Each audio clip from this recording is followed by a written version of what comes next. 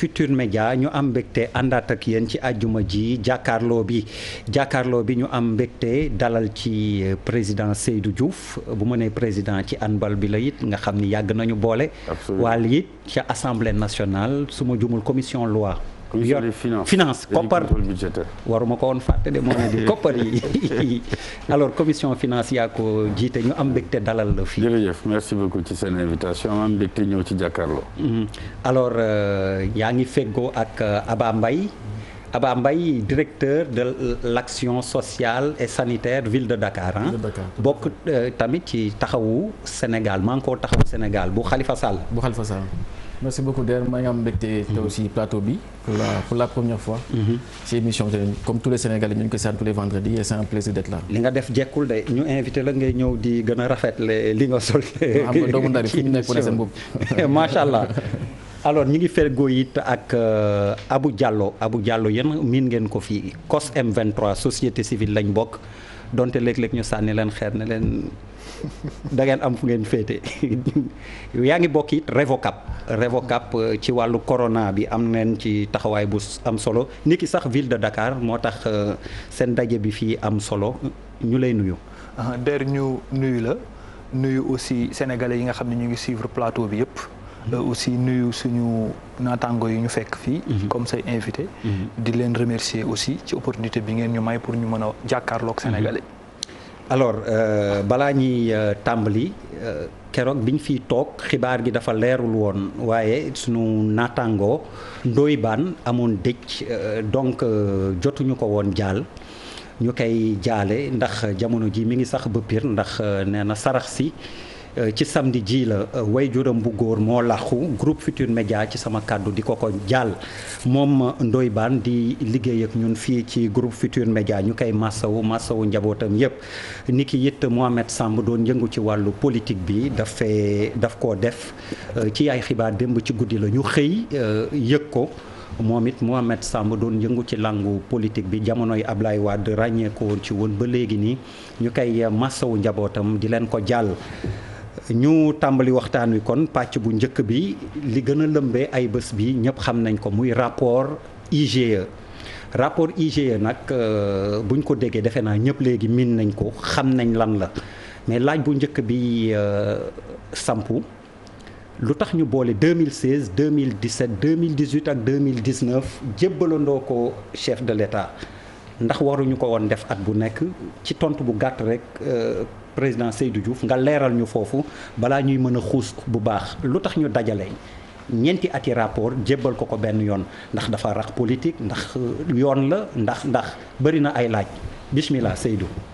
waaw maa ngi lay remercier bu baax Pape Abdoulaye di nuyu ñi ma fekk ci plateau bi je pense que ay xarit rek laa fi am di nuyu sénégalais yi leen di suivre je pense que c'est une belle émission boo xam ne Sénégal bitim réew ñëpp dañ koy suivre.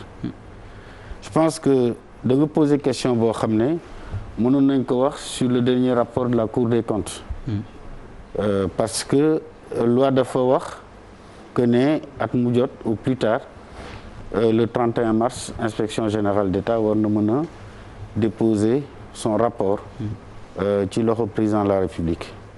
Mais souvent on a constaté que rapport yi mën na am retard gisoon nañ ko ci Cour des comptes bii passé dañu boole 2017 2018 2019 déposé ndoo ko loolu en général sphère d'intervention de contrôle bi ñuy bëgg a def bu yaatoo te généralement aussi seen personnel ñoom dafa tënku loolu mën na indi rapport yooyu mais c'est pas loo xam ne président de la République daf ciy dugg gannaaw bu mu valider ñoom proposition yi ñuy def ne dañu bëgg def telle activité comme ils sont placés sous l'autorité du président de la République il faut ñu am approbation donc mise en œuvre bi inspection générale d'État le concerne donc lan moo war a tax ñu am ce retard dans la publication des rapports ba génnee ñeenti rapport en même temps remettre ko loolu objectivement moi je n'ai pas l'information mais c'est des choses qui peuvent arriver comme ni mu dalee woon Cour des comptes bi passé mais bu Cour des comptes moi je sais que li ko gënoon indi mooy souvent c'est une compétence dafay large te du ñu am toutes les ressources humaines Cour des comptes pendant longtemps par exemple ils avaient un déficit de vérificateurs, d'assistants vérificateurs. Alors que le nombre de magistrats était très restreint. Loolu, ça a été une raison. Ça pouvait être une raison. Mais bu inspection générale d'État, est-ce que c'est les mêmes raisons? Ça, honnêtement, je ne peux pas le dire. waaw ñu jéem ko gën a wax ci wolof yow lébu nga war nga mën a wax lébu tëngeej war nga ko mën a wax bu baax alors Aba Mbaye ban jàngat bu njëkk ngay def ci rapport Cour des comptes yi nga xam ni siiw na te 2016 ba 2019 la ñu ndaxañ jébbal chef de l'État.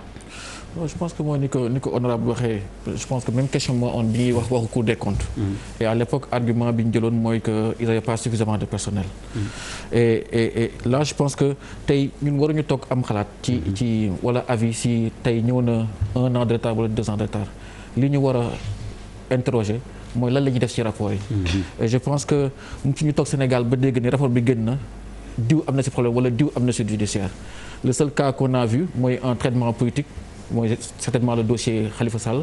À part ça, la question qu'on doit se poser aujourd'hui, c'est lan rapport yooyu di servir. Et apparemment, ça ne sert absolument à rien.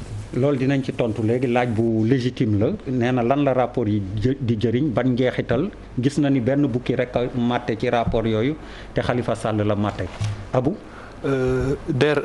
question boobu moom ñun place su citoyen yi di waxal askan wi dafa am question ñun bu ñu bëgg a xam.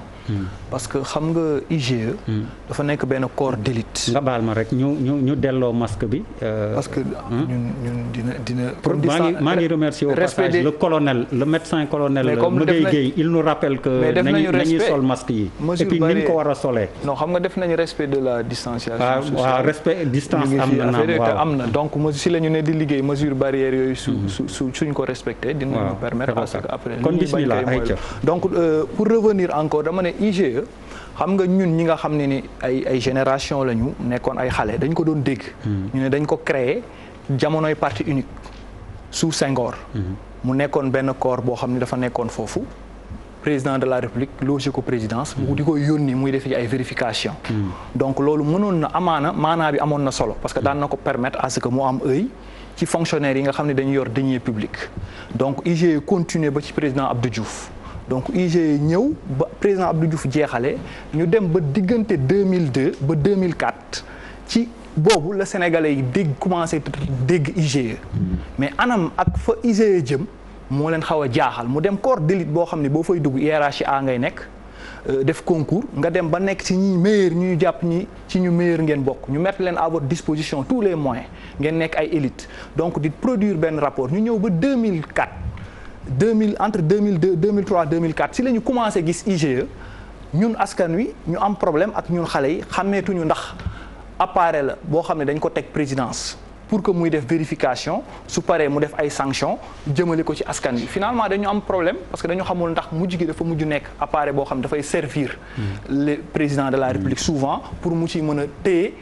ay kii politique am wala daf koy kii pour mu koy dissuader ay ñenn nit wala ñenn ñi nga xam ne bëgg nañu fekk si ko ci camp parce que problème mu 2000 chantier de Thiès 2000 Thiès IGE dafa am leçon dafa am lu mu ñu ciy fàttali te neexul ci xol donc boo dépassé tuuti IGE nga ñëwaat ba ci kanam man dafa am dossier bu ma yoroon boo xam ni ñu ngi koy wax Khalifa Ababacar Sall ma créé woon ci mouvement dañu violer ay droits humains ci dossier boobu toog naa see xalif généraux yi toog naa see corps diplomatique yi toog naa see kilifa yëpp def ci pétition ne leen personne bi dañu ko tooñ te rapport bii la ñu wax si lañ ko tooñee tey même IGE bu génnee ñu wax ñu ni ci biir rapport boobu nekkuñu ci donc problème bi ma wax sànq ci suba fenn fu ma nekkoon ma ne leen dafa jot ñu évaluer IGE su fekkee am na beneen corps aussi bu mën a dugg biir IGE ñoom it xool inspecteur général d'État yi parce que tey question d'honneur parce que ñaata famille ak ñaata personnalité la IGE tudd ci ay mbir tey ku mel ni kaawu Khalifa Ababacar Sall bi nga xam ni lépp lu ma yoroon ci ndombo tànk si lañ ko mujj dindi te IGE moo joxe rapport boobu te IGE en même temps dafa am ay rapport yoo xam ni dañuy wax mu ngi ci wetam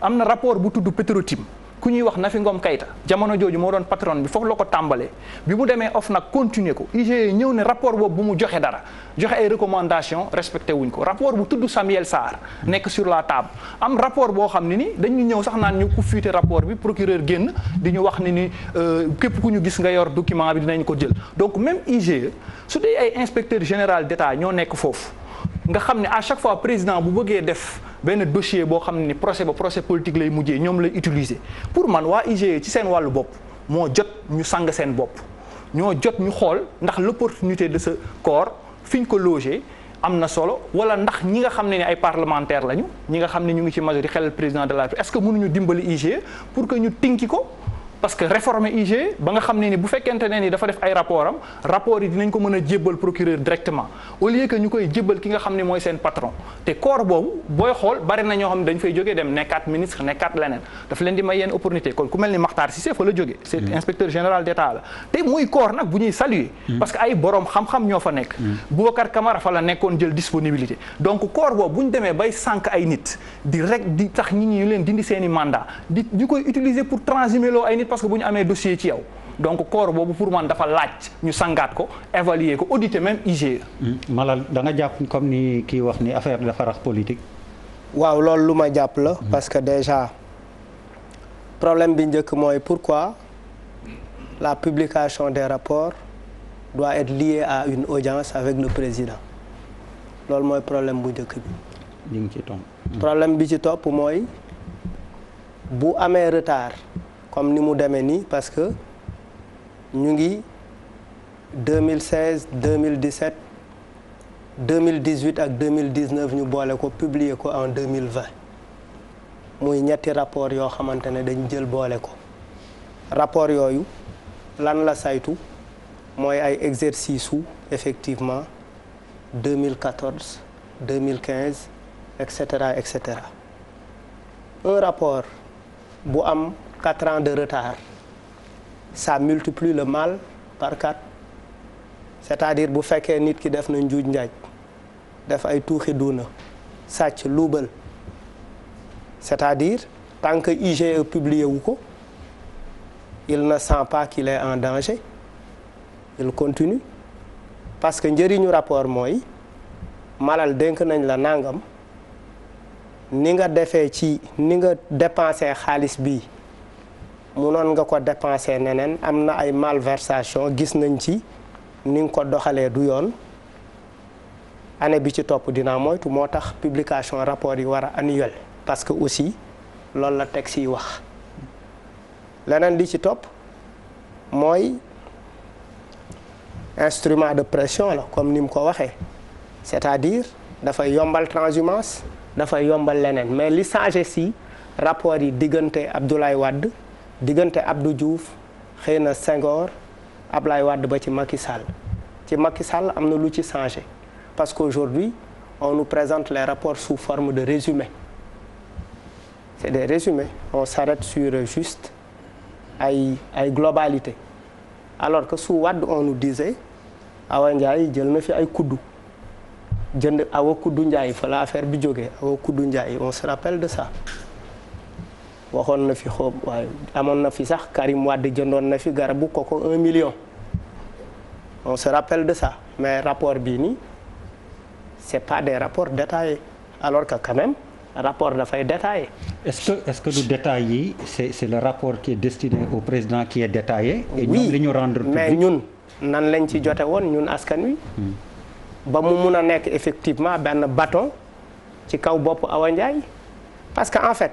mooy xamal naa la nangam ak nangam élection yaa ngi ñëw parce que en fait buñ ko géré wul noonu nan lay demee si le rapport est suspendu et lié à une audience avec le président si par exemple bu fekkee élection mu ngi waaj a jege si waaye IGE bëgg a ñëw mu président lire rapport boo xamante ne ay nitam taq nañ ci bu baax taq nañ ci rip président mun na aj audience bi parce que du ko arrangé ci élection yi donc ci li ñu war a taxawaat mooy corps de contrôle yi IGE tout ça dañ leen war a réformer leen xoolaat leen ci naka lañ koy doxale man loolu laa gën a jàpp. alors xëy na pour ñu gën a avancer la question qu'on doit se poser également au-delà de ñi ni ñu dénoncer xam naa dinañ ci yegg mooy naka la ñuy def tamit ba observation yi yëpp mujj am njëriñ comme ni ñu ko waxee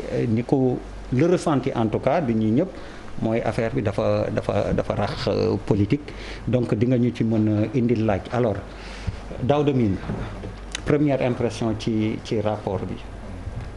première impression. ak li ci nit ñi jot a wax. waaw li fi jot a wax man bu may wax du ma mettre en cause IGE.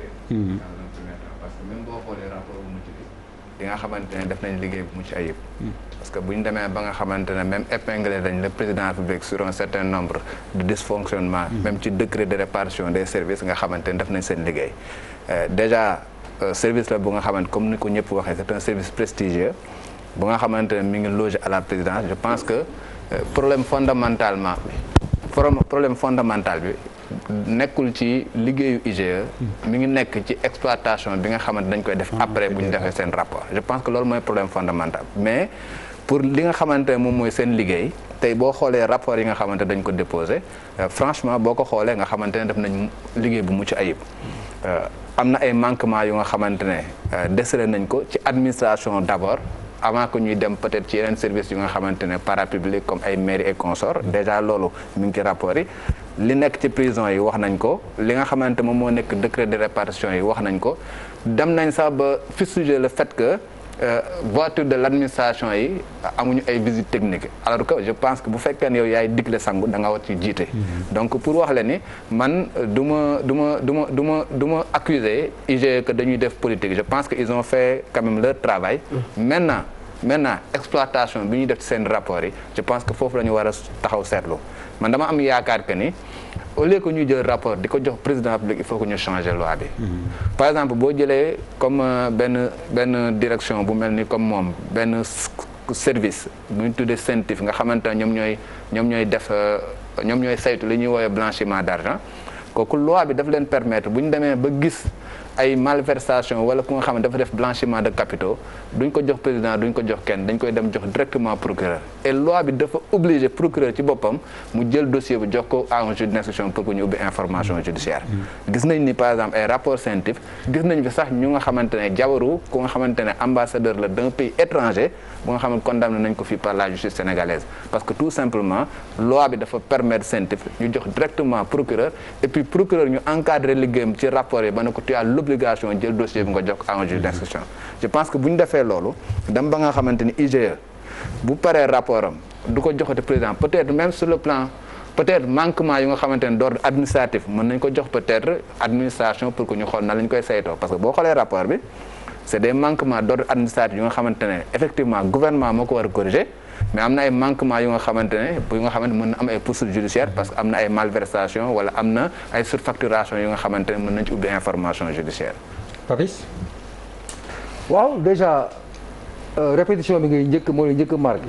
ça veut dire que mooy li may wax chaque fois rek on a l'impression que on tourne les choses les mêmes sujets reviennent les mêmes problèmes restent entiers ça bouge presque jamais 90 000 fois ngay wax ci rapport annuel bi IGE boo jëlee IGE comme ni ñuy waxee l'esprit de la lettre l'esprit quoi en lui-même l'esprit mais c'est formidable instrument de contrôle là pour l'État il y a pas mieux que ça et léegi li ci am solo mooy ñi koy animer ils ont le profil de l'emploi c'est-à-dire Diallo bu ñu koy rappeler c'est des gens triés hein c'est des waaw sur le volet c'est des gens vraiment qui ont le profil de l'emploi quoi comme on dit liggéey bi mi mu ngi koy wax léegi dafa y a rien à dire sur le travail liggéey bi compétence yi am na yëpp am na c'est vrai contenu bi li ñuy xaar ci seen attente bi ñu ngi koy def mais le problème c'est pas ça parce que boo suggérer par exemple que au lieu ñuy transmettre le dossier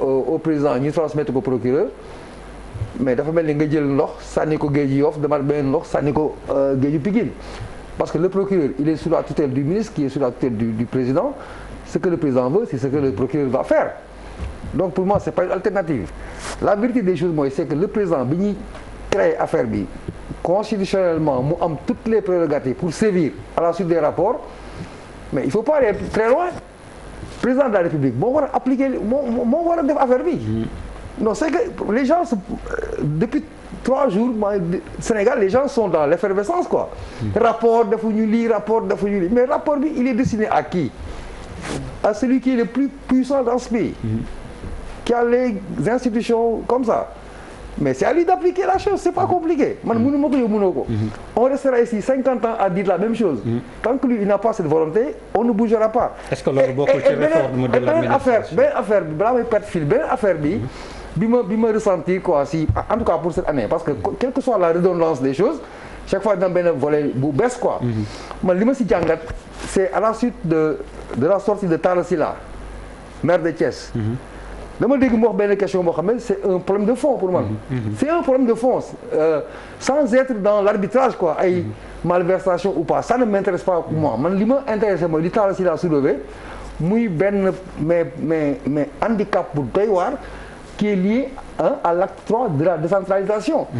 Parce que on lui notifie que dafa am benn interférence entre la commune et les villes et que moom il convoque l'arbitrage de l'acte 3 de la décentralisation. Donc autant on constate des malversations ou en tout cas des choses qui ne sont pas normales, mais plus loin on se rend compte que l'organisation, la structure elle-même, elle est mal faite. parce que doxal wolof doon na gën a neex de bu doon wolof. waaw dama ne. li ngay wax intéressant na. Talla Sylla au-delà de def na ak deful li mu posé si taal moom moo am solo nañ ko xoolaat.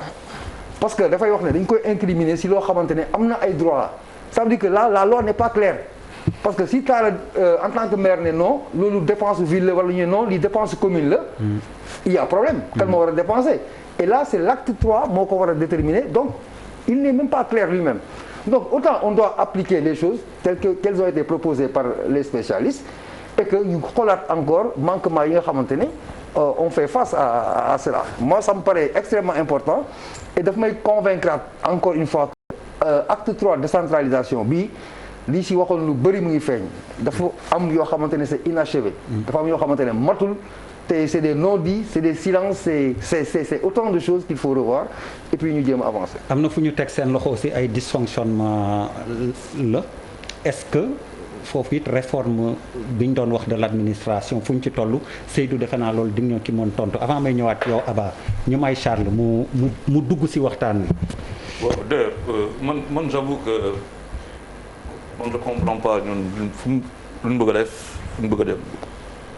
te daaw domaine waxta ko fi dafa am loo xamante ne quand par exemple pour 2019 2020 bi ay député toog octobre novembre xaw ma septembre 2019 di liggéey ci suñu budget 4000 et quelques milliards ñu liggéey ci année bi jeex benn ministre dootul ñëwati assemblée nationale ci loi de règlement wax xaalis bi lu mu ko defee jox nañ ko suñu xaalis mu ngi jóge ci impôt mu ngi jóge ci douane ak ay prêt loo xamante ne ñun dinañ fay service yi suñu doom yi fay dette bi suñuy sëtaat yi fay dette encore loolu je ne peux pas comprendre IGE ñoo def liggéeyam déjà il y a des manquements avant que l'IGE ne vienne comme dit Daouda Mine que pour man IGE def na liggéeyam maintenant qu'est-ce qu'on fait du travail de l'IGE problème yëpp fa la nag on n'en fait rien.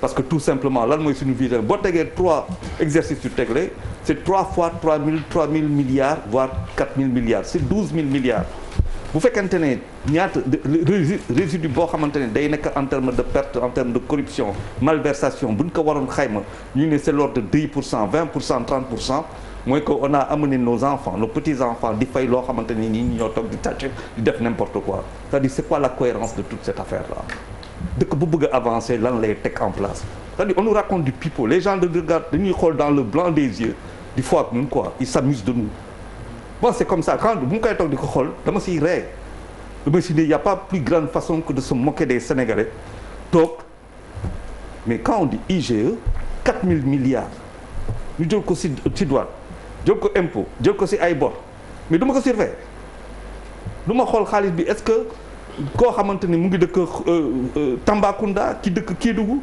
ki dëkk fële je ne sais pas moi Sandiara ak fu ne du ñu xool ñooñu xaalis boo xamante ne moom lu ñu voté dans le cadre de la santé dans le cadre de la décentralisation ak loolu yëpp est-ce que ñoom ñu ngi jot xaalis loolu ça nous intéresse pas mais quand on dit que l'IGE n'a pas suffisamment de non il y a combien de dafa am liggéey boo xamante ne une forme de représentation mu am benn liggéey boo xamante ne une forme de travail de fourmi qui va de la base de la collecte de l'information mais combien d'étudiants ici nous avons que nous pouvons dans un certain cadre de travail préliminaire ñu mën ko liggéey comment c'est-à-dire dëkk dafay am vision qu'est-ce qu'on veut véritablement 4000 milliards qu'on a pris pour l'année prochaine ou bien daaw pour cette année qu'est-ce qu'on en a fait on va attendre dans 3 ans 4 ans pour en parler ba pare jël 3 rapports tegle ko mais sa bokk des Sénégalais c'est pas une question de que c'est l'IGE je pense que tey bu fekkente ne da ngay ne émergence nga bëgg wala nga tuddee ko beneen programme faaw nga commencer par foo war a commencer mooy il faut réformer notre administration dafa am une administration boo xamante ne moom lañ xam et une administration qui est par exemple l'administration Macky Sall qui est mise en place pendant le mandat qu'il occupe qu'il est là pour lequel il est là il y a une administration qui doit veiller parce que quand même liggéey bi kii mais bu ñu xoolee malversation quand on regarde tout ça c'est des répétitions donc ça veut dire que képp ku ñëw tu feras exactement ça qui a été fait avant donc la bonne gouvernance on parle vertueuse on en parle mais c'est n'importe quoi la vérité est que le Sénégal souffre de son élite et essentiellement de son élite politique boo toogee di xool les rapports de l'IGE loolu ngay njëkk a constater et il est dramatique pour Sénégal 60 ans après mu nekk ce constat en dépit de tous les rapports qui ont été remis et comme l'a dit Abba bu dee ñenn ñi kasoog la bu dee ñeneen ñi sa kër ñëpp dinañ ko gis ñëpp dinañ gis sa kër kenn du si mun dara te aujourd'hui bu fekkente ne c'est l'émergence qui nous intéresse le président de la République qui parle d'introspection man KO debout la quoi ça veut dire léegi loolu comme daal mooy KO debout il parle d'introspection alors que c'est tout sauf le terme approprié. Par rapport ak li Daouda wax. C'était pour man je suis pas d'accord que ñu bañ remettre en cause le travail yu IGE pour deux raisons. D'accord ñu remettre en cause. travail IGE liggéey IGE.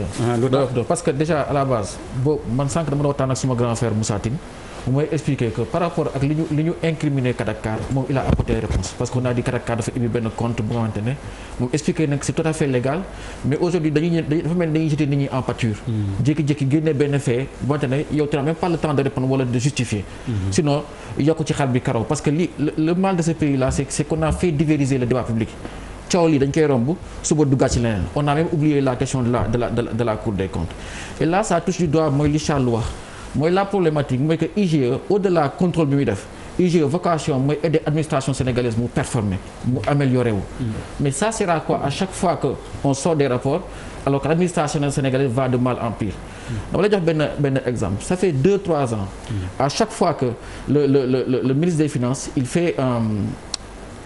sort une circulaire pour expliquer le budget de l'année. Et le ministre des Finances, ça fait 2 ans qu'il relève en fait, c'est que 60% des budgets, des dépenses de l'État du Sénégal sont exécutés par des structures autonomes. C'est-à-dire on a saucissonné l'administration du Sénégal, on a agenciarisé l'administration et ça c'est depuis Abdoulaye Wade. Qu'est-ce qu'on a fait? Qu'est-ce que le président Macky Sall a fait depuis qu'il est arrivé? Rien. Aucune réforme.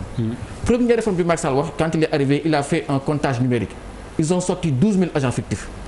Ku nekk bu doon fayee ko 100 000 francs, ça fait 1,2 milliard par mois. On a poursuivi qui? Personne.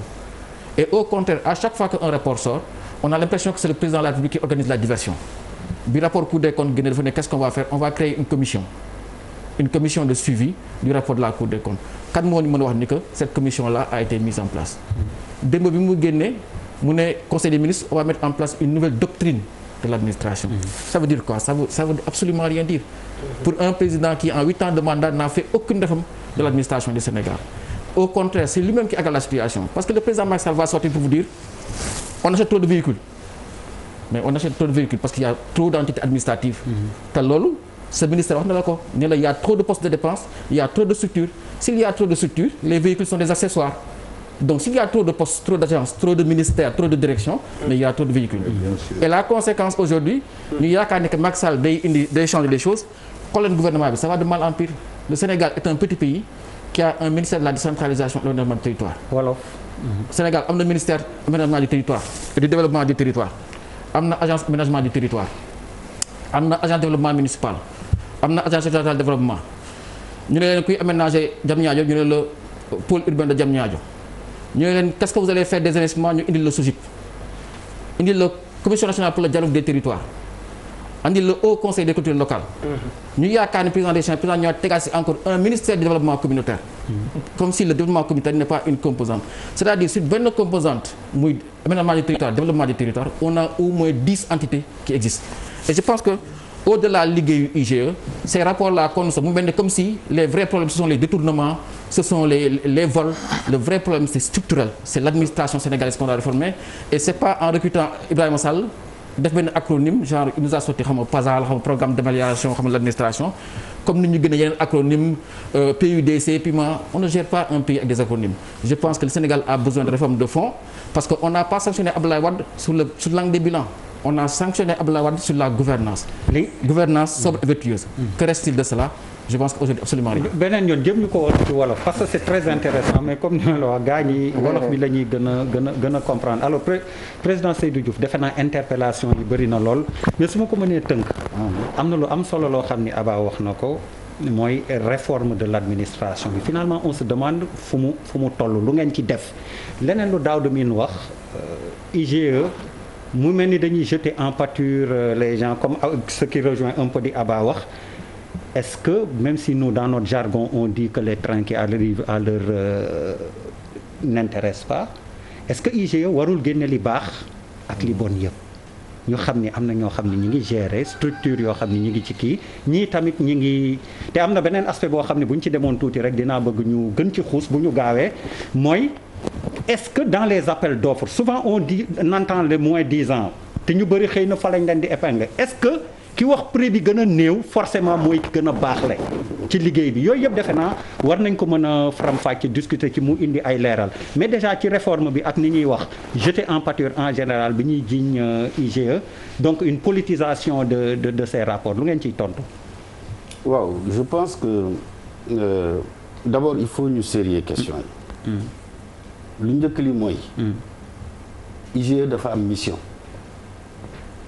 IGE dafa am mission exister en tant qu'organe de contrôle boo xam ne dañ ko placer ci suufu président de la République lan moo taxoon loolu am mooy président de la République njiitu réew mi Léopold Sédar Senghor à un moment il avait estimé que moom njiitu réew war na mën a am kuréel gu koy saytu doxalinu administration bi doxalinu administration boobu c'est pas que des problèmes d'ailleurs c'est rarement des problèmes de gestion de fonds et de deniers pour IGE li ci ëpp mu ngi jëm ci procédure administrative yi est-ce que ñu ngi koy respecter pour jël yenn décisions yi lu ëpp ci liggéeyu IGE mu ngi jëm ci application procédure administrative en relation avec les textes lois et règlements loolu muy benn ñaareel bi à côté de l'IGE je pour rejoindre ce que Charles a dit bu ñu voté budget 4000 milliards ki ko war a saytu après du IGE Cour des comptes moo am mission boobu au regard de la Constitution Cour des comptes moom mooy def le rapport d'exécution de la loi de finances en soutien à la loi de règlement indi ko assemblée pour ñu waxtaane ko ñetteel bi mooy OFNAC di création président Macky Sall pour saytu lépp loo xam ne jàpp nañ ne affaire corruption la maintenant kuréel bu ci nekk da nga am sa manière d'agir IGE mënul def programme te président de la République validé wu ko parce que ci autorité am la nekk autrement exprimé ku mu saytu c'est parce que président de la République moo ko autorisé pour mu def ko moo ko yónni te kon xam nga ne président de la République moo nommé ñi ñu saytu ñëpp mais moo yónnee kuréel gi pour mu dem saytu est-ce que kooku a priori mën nañu wax ne daf ko def pour am ku muy couvrir maintenant dafa am loo xam ne mu ngi jëm ci conclusion yi nga xam ne moom la organe de contrôle yi di def xam nga IGE bu liggéeyee ba pare liggéeyam forcément dafa am recommandation li ci am nag mooy recommandation yi bu fekkee ne dafa gis lu jubul mu ne lii nañ ko jubanti mën na nekk ci procédure administrative je crois que Daouda l'a dit tout à l'heure bu fekkee ne dafa jëm ci wàllu gestion mu nekk ay faits délictueux IGE ci boppam mooy recommander ñu enclencher ouverture d'une information judiciaire fu recommandation boobu amul président de la République mënu ko def et il y a beaucoup de Sénégalais yu nekk ay cadres dans l'administration de 2014 à aujourd'hui que mu nekk sur la base des rapports IGE wala yu Cour des comptes subir nañ ay sanctions parce que c'est des fautes ou des faits de gestion mais aussi c'est des Sénégalais qui ont des droits seen sanctions yi leen di opposer kenn du ko indi sur la place publique c'est ça la vérité tu ne peux pas sanctionner quelqu'un combien d'agents de l'administration ont été traduits devant la chambre de discipline financière de la Cour des comptes? Il y en a souvent pour des fautes de gestion comptable de fait. Est-ce que c'est porté sur la place publique? J'ai une question. Parce que ñooñu aussi, c'est des Sénégalais qui ont des droits. Oui, mais ils ont fauté. La nature de la sanction mu ngi dépendre ci caractère faute bi nga def. Oui, mais est-ce que l'IGE avait recommandé à ce que Khalifa Sall soit poursuivi? waaw xam nga l'IGE, moi vous me permettrez quand même recommandation boobu je pense que rapport IGE concernant l'affaire de Khalifa Sall nit ñi wax nañ ci à satiété. Oui, mais attends mais non, moi non Seydou non Seydou non c'est-à-dire non Seydou Malal est-ce que le rapport a été déclassifié? Seydou suñu grand bu baax. waaw ma ne dama lay laaj est-ce que le rapport de l'IGE a été déclassifié? Non. Mais il y avait des possibilités. Ouais, mais attends, moi en tant que parlementaire, oui, j'ai travaillé sur ce dossier en tant que rapporteur de la commission ad hoc sur la levée de l'immunité parlementaire de Khalifa Sall. Oui. Le procureur de la République ne peut pas s'autosaisir sur un dossier de l'IGE. Il ne peut pas s'autosaisir. Te ñun pour ñu lever l'immunité parlementaire, il a fallu que le garde des Sceaux, au nom du gouvernement, saisisse l'Assemblée en transmettant le dossier du procureur de la République. Xam nga procureur de la République c'est affaire u IGE mënul autosaisir. Mais ça ne répond pas à ma question. Non, parce que comme le dossier n'est pas déclassifié, au nom de quoi nga bëgg man ma jox la contenu ay recommandations IGE sur un dossier. Je ne peux pas le faire. La loi me l'interdit. Non, mais xam nga Khalifa yóbbu nañ yow la liberté bi nga am yow. mais xam nga Khalifa yóbbu nañ ko ba tëj. waaw ma ne waaw non attends déggoo li ma la wax. mais ça c'est une réalité. dama ne la Khalifa jàpp nañ ko yóbbu ko kaso. au nom de. xam nga non baal ma àq. ci rapport li ñu taafan li ñu le prétexte. de l'emprisonnement de Khalifa Sall. mooy rapport u IGE génn na. Le mobile. ah Le mobile. mooy lii la ak lii merci parce que mobile sax moo gën a wax parce que dafa am ay roue quoi ça bouge le mobile le mouvement vers la prison c'est-à-dire le mouvement vers la prison c'est un mouvement j'aime bien ton mouvement directionnel vers la prison non yow war nga bind ay film quoi c'est-à-dire bu ñu sukkandikoo ci loolu rek kese 2015 2016 ñu ngi waaj a jëm ci ay élections oui. rapport bi génn na. waaw.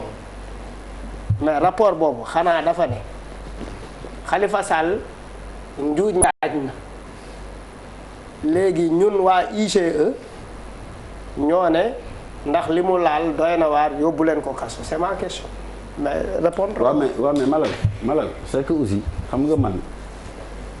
dama nekk parlementaire. damay obligé damay respecter aussi. li yoon wax. yoon dafa ne rapport inspection générale d'État buñ ko déclassifié wul. mënuloo ci xuus. waaw léegi d'accord nañ. pour contourner ta question li ma ko bëgg wax rek may ma bu paree avocat yi nga xam ne ñoo nekkoon ci dossier Khalifa Sall. gis nañ réquisitoire procureur de la République. réquisitoire boobu. am na fu mu sukkandiku. d'accord nañ Seydou et on a compris non Charles xaaral mais président Seydou loolu est-ce que du day firndeel benn yëf. pour formuler et reposer autrement la kumba am ndey kumba amul ndey bi ñuy dénoncer ci rapport yi. mënul nekk loolu. xaaral rek Pape Ablaye. mënul nekk loolu dama ne la. de 2000 à comment mënul nekk noonu ou comment on pourrait l'interpréter autrement. dama ne la de 2014 à maintenant non parce que loolu aussi c'est les règles yuy organiser affaire bi. c'est-à-dire que l'inspection générale d'État attention c'est un corps je pense que wax nga ko c'est un corps d'élite on est d'accord loolu kenn c'est des Sénégalais yu am ay parcours yuy def un travail extrêmement important pour notre pays mais recommandation yi ñuy def xam nga aujourd'hui yéen a ngi saluer le fait que aujourd'hui dañuy jël rapport déposer ko tey mu génn tey sur tous les sites internet avant combien de rapports d'IGE il y avait combien de rapports de la Cour des comptes il y avait amatul woon mais société bi moo toll foo xam ne tey forcément principe de reddition des comptes ñëpp ñoo ci attaché wu maintenant rapport bu génnee ay recommandations yi aussi dafa concerner ay nit le plus important c'est quoi mooy est-ce que l'administration en tire les conséquences pour corriger li baax ak li bon ñi nga xam ne dañu def ay fautes de gestion ñu war leen a topp ñu topp leen ci ni ñu leen di toppee et en cela aujourd'hui beaucoup de comptables publics dans notre pays dañ leen di mettre en bébé beaucoup de comptables publics mais duñ ko wax parce que l'administration n'a pas aussi à exposer des hommes et des femmes qui ont des familles qui ont des droits qui ont certes dans leur parcours def nañ benn erreur mais sanctionné nañ leen. mais président foofu juumuloo les sanctions ne sont pas publiées au journal officiel. yan sanctions yi ngay wax noonu disciplinaire que disciplinaire. non. c'est pas au journal officiel. Non. C'est pas publiable. Non, c'est pas publiable. OK. Les fautes de gestion incriminées sont sanctionnées ñi nga xam nga mesure de sanction fii lan la bu fekkee ne parce que xam nga souvent dañuy wax naan on a épinglé diw tel ministre a été épinglé. mais gis nga boo gisee procédure exécution dépense publique. C'est très complexe et c'est plusieurs acteurs qui interviennent. Qui viennent de ministères différents. tey boo nekkee ministère mais alors nga baal ma dog la mais alors d'où vient le problème avec autant de dysfonctionnement alors qu'on dit que ñooñu ñëpp ñi ngi fi pour contrôler wala.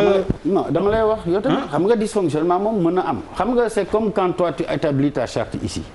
dans ta télé nga ne nii la ñuy doxalee principe reporter journaliste lii mooy seen liggéey.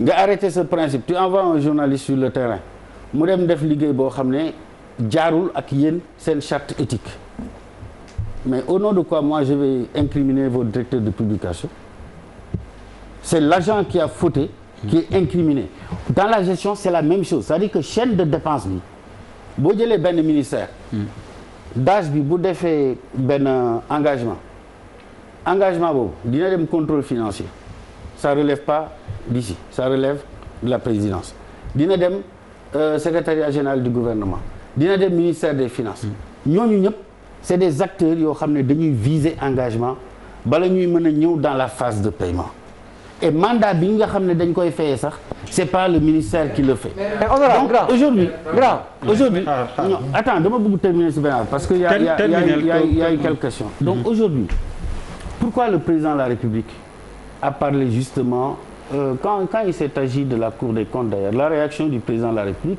tendant à mettre en place une commission ça c'est tout à fait naturel parce que boo xoolee même dans les directives de l'UEMOA aujourd'hui au ministère des Finances il y a une structure dédiée pour justement le suivi des recommandations de la Cour des comptes ça parce que on est en lien avec le cadre harmonisé de finances publiques espace UEMOA soo jëlee li président de la République wax ne il faut qu'on ait une nouvelle doctrine de l'administration sénégalaise mais loolu yàgg na ko wax lu tax mu yàgg ko wax et c'est une exigence aujourd'hui parce que avant dañ doon jël ay budget jox ko budget de moyens tey on est dans des budgets de programme gestion axée sur les résultats où les agents publics dañ leen di noter en fonction de leur performance donc loolu dafa appeler aujourd'hui beneen doctrine de l'administration beneen positionnement de l'administration aujourd'hui l'agent public il est comptable de sa gestion budget état léegi dañ ko découper il y a autant de responsables de programme que de programmes budgétaires ça veut dire que yow responsable de programme bu ñu la votelee ce crédit programme à la fin de l'année tu fais ton rapport et quand la Cour des comptes vient il s'adresse aux responsables des programmes donc doctrine bu bees boobu effectivement dañ ci war a ñun ñëpp ñu ànd jàpp ci parce que c'est ça l'avenir aussi de la gestion administrative dans notre pays. Seydou kii man li may wax foofu kii dafa am question bu ñëw mu wax ko en tant que législateur. man pour man su ma nekkoon sa place parce que yàlla mayuma xëy na ñun ñu yabal ñu. ci assemblée nañu yéenay ndawi réew mi foofu la ñuy defaree loi. xam nga tey le président de la République quand on nous parle que dafa war a déclassifier rapport bu ñu ko déclassifier ñëpp am nañ accès gis ko. xam nga sur les chantiers de Thiès. ce même président quand il était premier ministre mu indi coow. dañu déclassifier benn rapport. à la demande du président de la République. donc coow bi amoon ci coowal Khalifa Sall. mu lié woon ñu bari.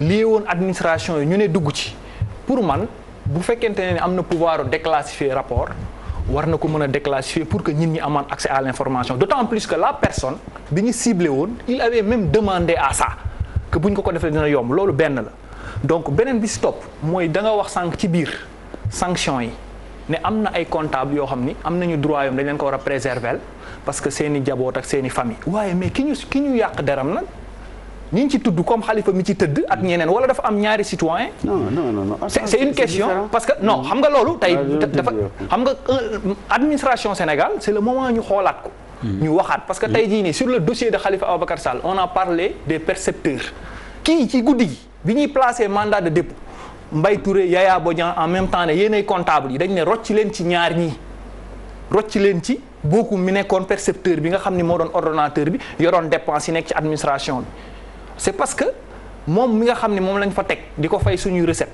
mu def corps d'élite ñu jàngal ko mu génnee ENA moom bu fa toogee dañ koy protéger mais keneen ki nga xam ne dañ koo dénkoon déñee askan fal ko muy maire bi wala muy président institution bi ñu fal kooku moom dañuy jël rapport am jébal ko président de la République sur les recommandations mën na ko publier ci kaw ñu tëj ko ci kaso te après du am benn yoon bu ñu koy setalaatee donc ñaari citoyens yooyu ndax benn Sénégal moo leen def en tant que législateur tamit IGE li mu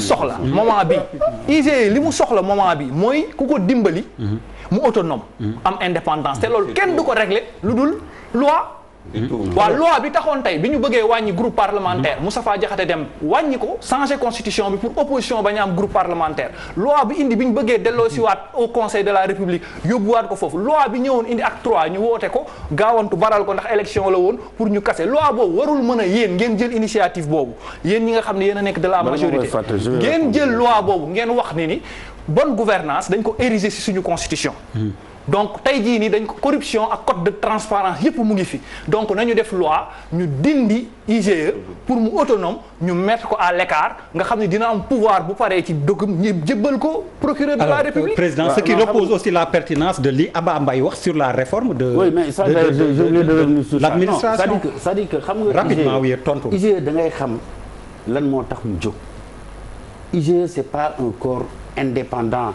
IGE est placé sous l'autorité du président de la République. Ça a été une option du Sénégal loolu depuis le départ la maintenant dafa ndànk rek ma expliquer la bu fekkee ne en matière de contrôle la IGE lan mooy garantie lan mooy le plus important mooy ses membres am nañ une garantie statutaire pour mën a def seen liggéey parce que condition de nomination yi ñu leen di nommer la y compris d'ailleurs le vérificateur général président de la République moo mais du concours dafa am bu président di nommer xam nga am na pour nga dugg fa am na concours bu ñuy organiser. concours bi pour nga def ko da ngay nekk hiérarchie loolu dafa beneen bi stop sur dossier président mën na nommer. c'est la réforme de 2011 moom moo indi le tour et ce qu'on appelle le tour extérieur pour l'IGE. Avant tous les gars de l'IGE passaient par concours. Ensuite on a vu que il n'y avait pas suffisamment de membres. Le tour extérieur avec beaucoup de gens qui avaient de l'expérience. D'ailleurs boo gisee ay DAGE yu bëri dans l'ancien temps ils se sont reconvertis à l'IGE parce que dañu xamoon la pratique la matière du contrôle loolu moo tax ñu indi le cours extérieur donc IGE boo situé mission bi ak objectif bi ñu ko assigné warul nekk un organe indépendant comme la Cour des comptes. La Cour des comptes moom mooy une institution indépendante de contrôle d'ailleurs loolu dafa poser même le problème dans les institutions supérieures de contrôle boo fa demee en général les gens ne reconnaissent pas les inspections générales d'État comme institution supérieure de contrôle mais dañ koy jox plutôt la Cour des comptes. Maintenant sur la réforme mais je dirais à mon jeune frère Abba que la réforme de l'administration tey forcément on va aller vers ça forcément on va aller vers ça lu tax ma wax ko mooy yow dégg ngeen yéen ñëpp président de la République entamé une procédure de rationalisation des agences. Diminution agence am na. Moi-même je le sens dans le budget de l'État.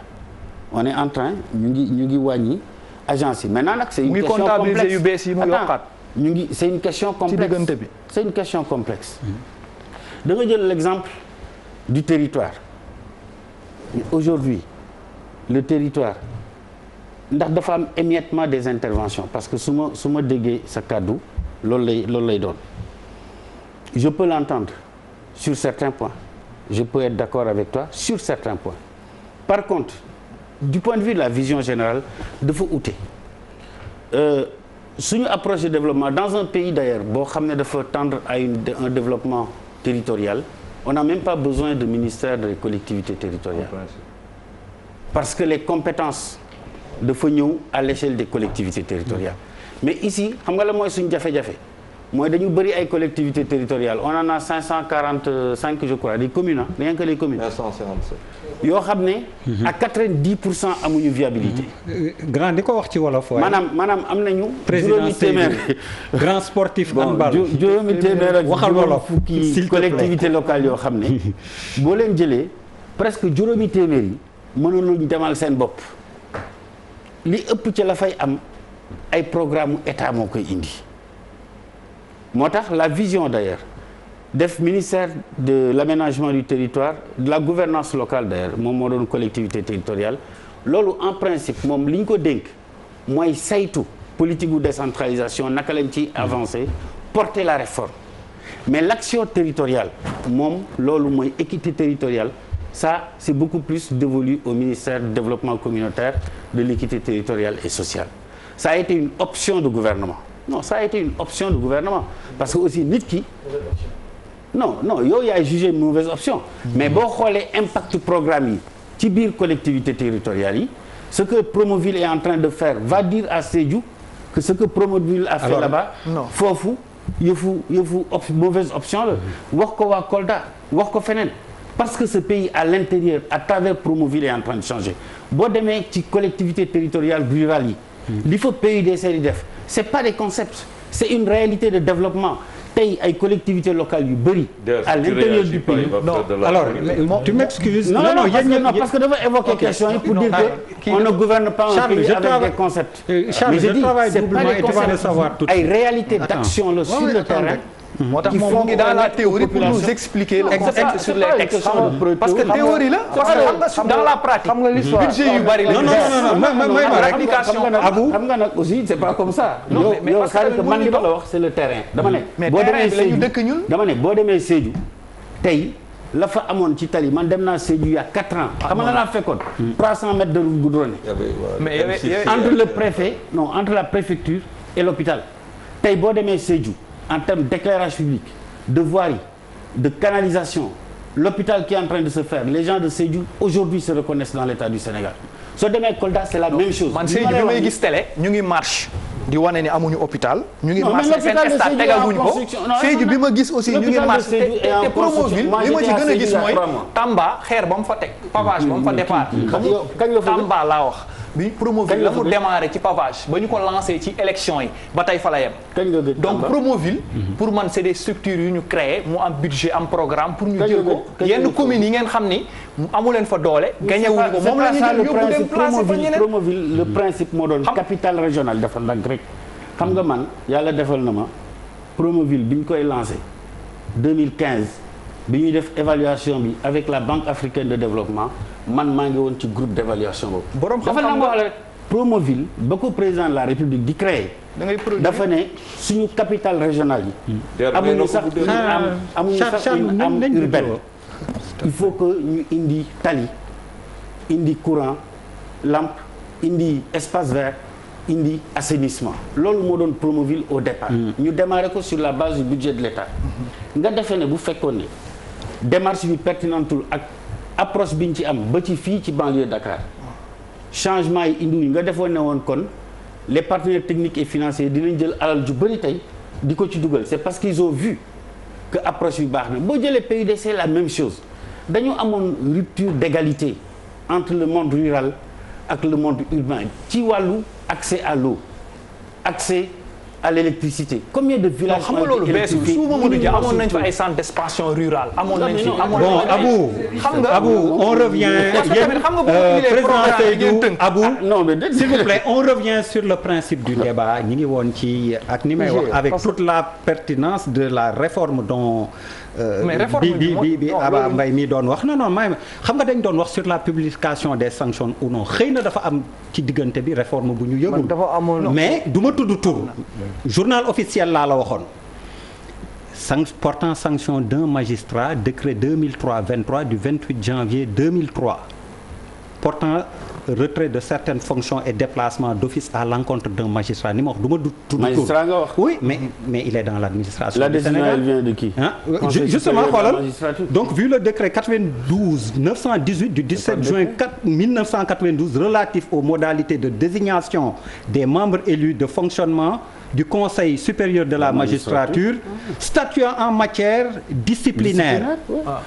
Mais justement et on l'a publié ne magistrat ñu ne magistrat diw jëlee nañ ko ci place sangam ak aj nañ ko 10 ans boobu c'est la loi qui l'a autorisé. mais donc mi pourtant mi ngi nii ñu koy publier.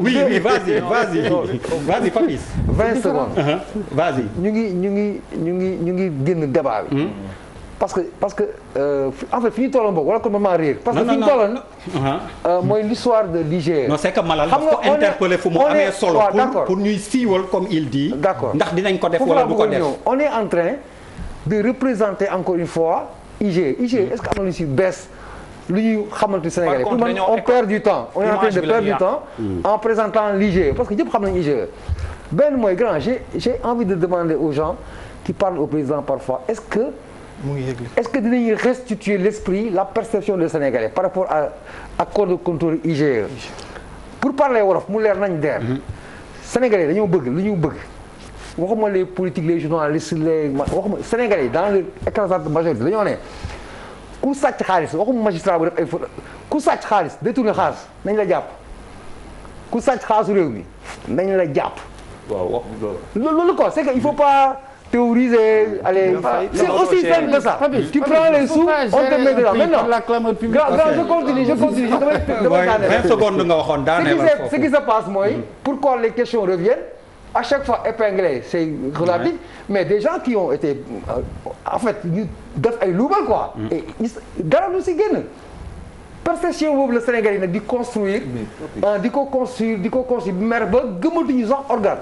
Donc quand tu te mets à représenter l'IGE la qualité des gens qui y travaillent kooku musul nekk l'objet d'aucune contestation il y a que des génies à la limite qui sont là-bas machallah.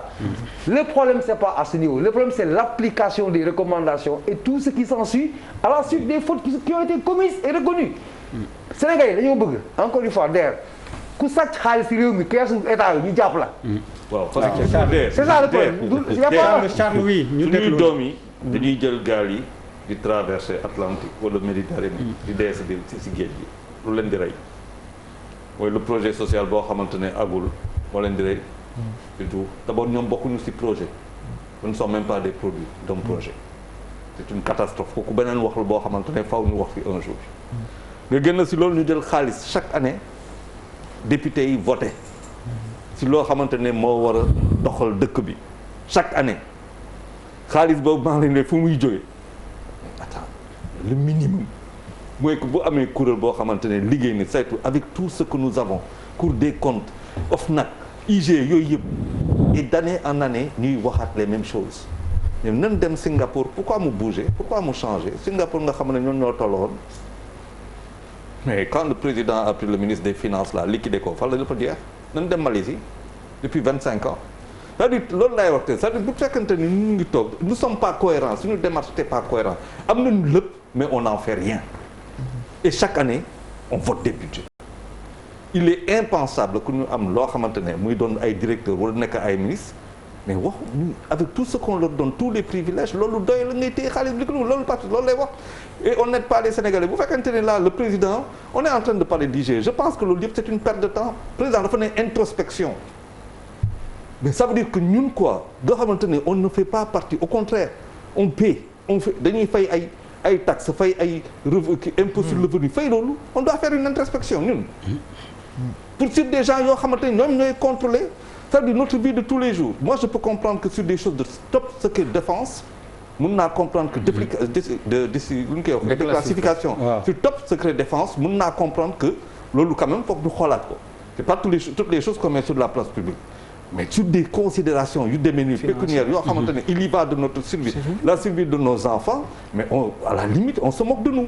alors Aba yaa fi wax bu am solo ci réforme de l'administration pour yow jamono bi ñu toll lan la ñu war a def pour réforme am administration boo xam ni dina performante comme ni mu ko waxee bëri na ndeke processus ak procédure yoo xam ni normalement dysfonctionnement yi warul woon am mais mi ngi am qu'est-ce qu'il faut réformer ak naka. d'abord mooy li Charles wax sànq. le professeur Moustapha Kassé bind ko ci livre am mooy le Sénégal est malade de ses élites politiques il faut commencer par l'administration par les hommes politiques. voilà. man d'ailleurs rapport IG bi et je reviens dessus daf ma traumatisé. parce que ñun boo gisee ñëw administration Sénégal Khalifa Sall dafa am lu ñu waxoon parce que ñu fekk bitim réew ñuy jàng ñu ne ko nan la mën jàppalee mu ne ñu su ngeen ma bëggee jàppale da ngeen di nangu ñibbi Sénégal parce que yéen ndaw yi il faut ngeen jàng am parcours def administre parce que ñu ngi woon foofu suñu morom yëpp en commençant par votre directeur général que je salue suñu ay promotionnels la ñu accepté def défi ñëw Sénégal liggéey ak moom et def ay chantier ay réformes yu bëri moo tax ma ne rapport IG bi dafa ma traumatisé parce que rapport IG boo ko jëlee tey on a accusé Khalifa Sall d'escroquerie portant sur les deniers publics maire boo xamante ne sur 1 milliard et quelque sur un fonds politique de 30 millions mais c'est Khalifa Sall là fonds politique de 30 millions 30 millions 30 millions fonds politique oui waaw c'est pas le problème c'est 1 milliard et quelque mais maire boobu la ñu àndal liggéey mu wër l'ensemble des banques locales ne leen nos espaces urbains ont besoin d'être structurés soxla ñoon Promoville il faut accepter de prêter aux villes mobiliser pas plus de 10 milliards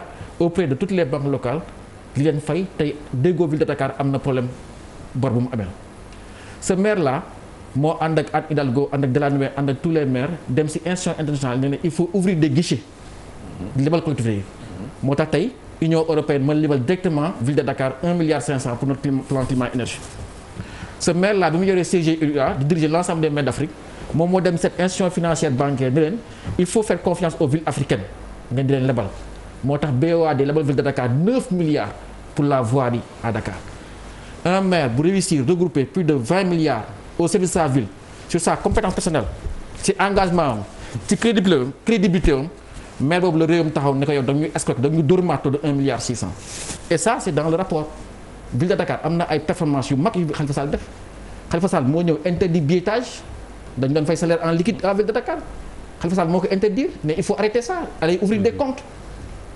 système de formation système d'accompagnement suivi ba AFD ñëw lewal ñu 6 millions d'euros pour l'éclairage public à Dakar autant de performances ak des jeunes comme ñu ñëw gëm ànd ak moom moo am mën nañu il faut éviter ñu mel na comme ay Benoît Sambou c'est-à-dire ngeen dem ba ñu jox le ministère nga daanu nga mel ni Mbaye Ndiaye nga dem ba ñu jox le ministère de l'intérieur nga daanu parce que tu es un bon politique. mais jàngoo amoo parcours yaa ngi sànni xeer ñoo xam ne newuñu fi. non c'est ça le fond du problème. je dis tey on a un maire qui quoi qu'on puisse dire a bien travaillé ñu ñëw accuser ko sur un montant à la limite dérisoire par rapport à tout ce qu'il a eu à faire.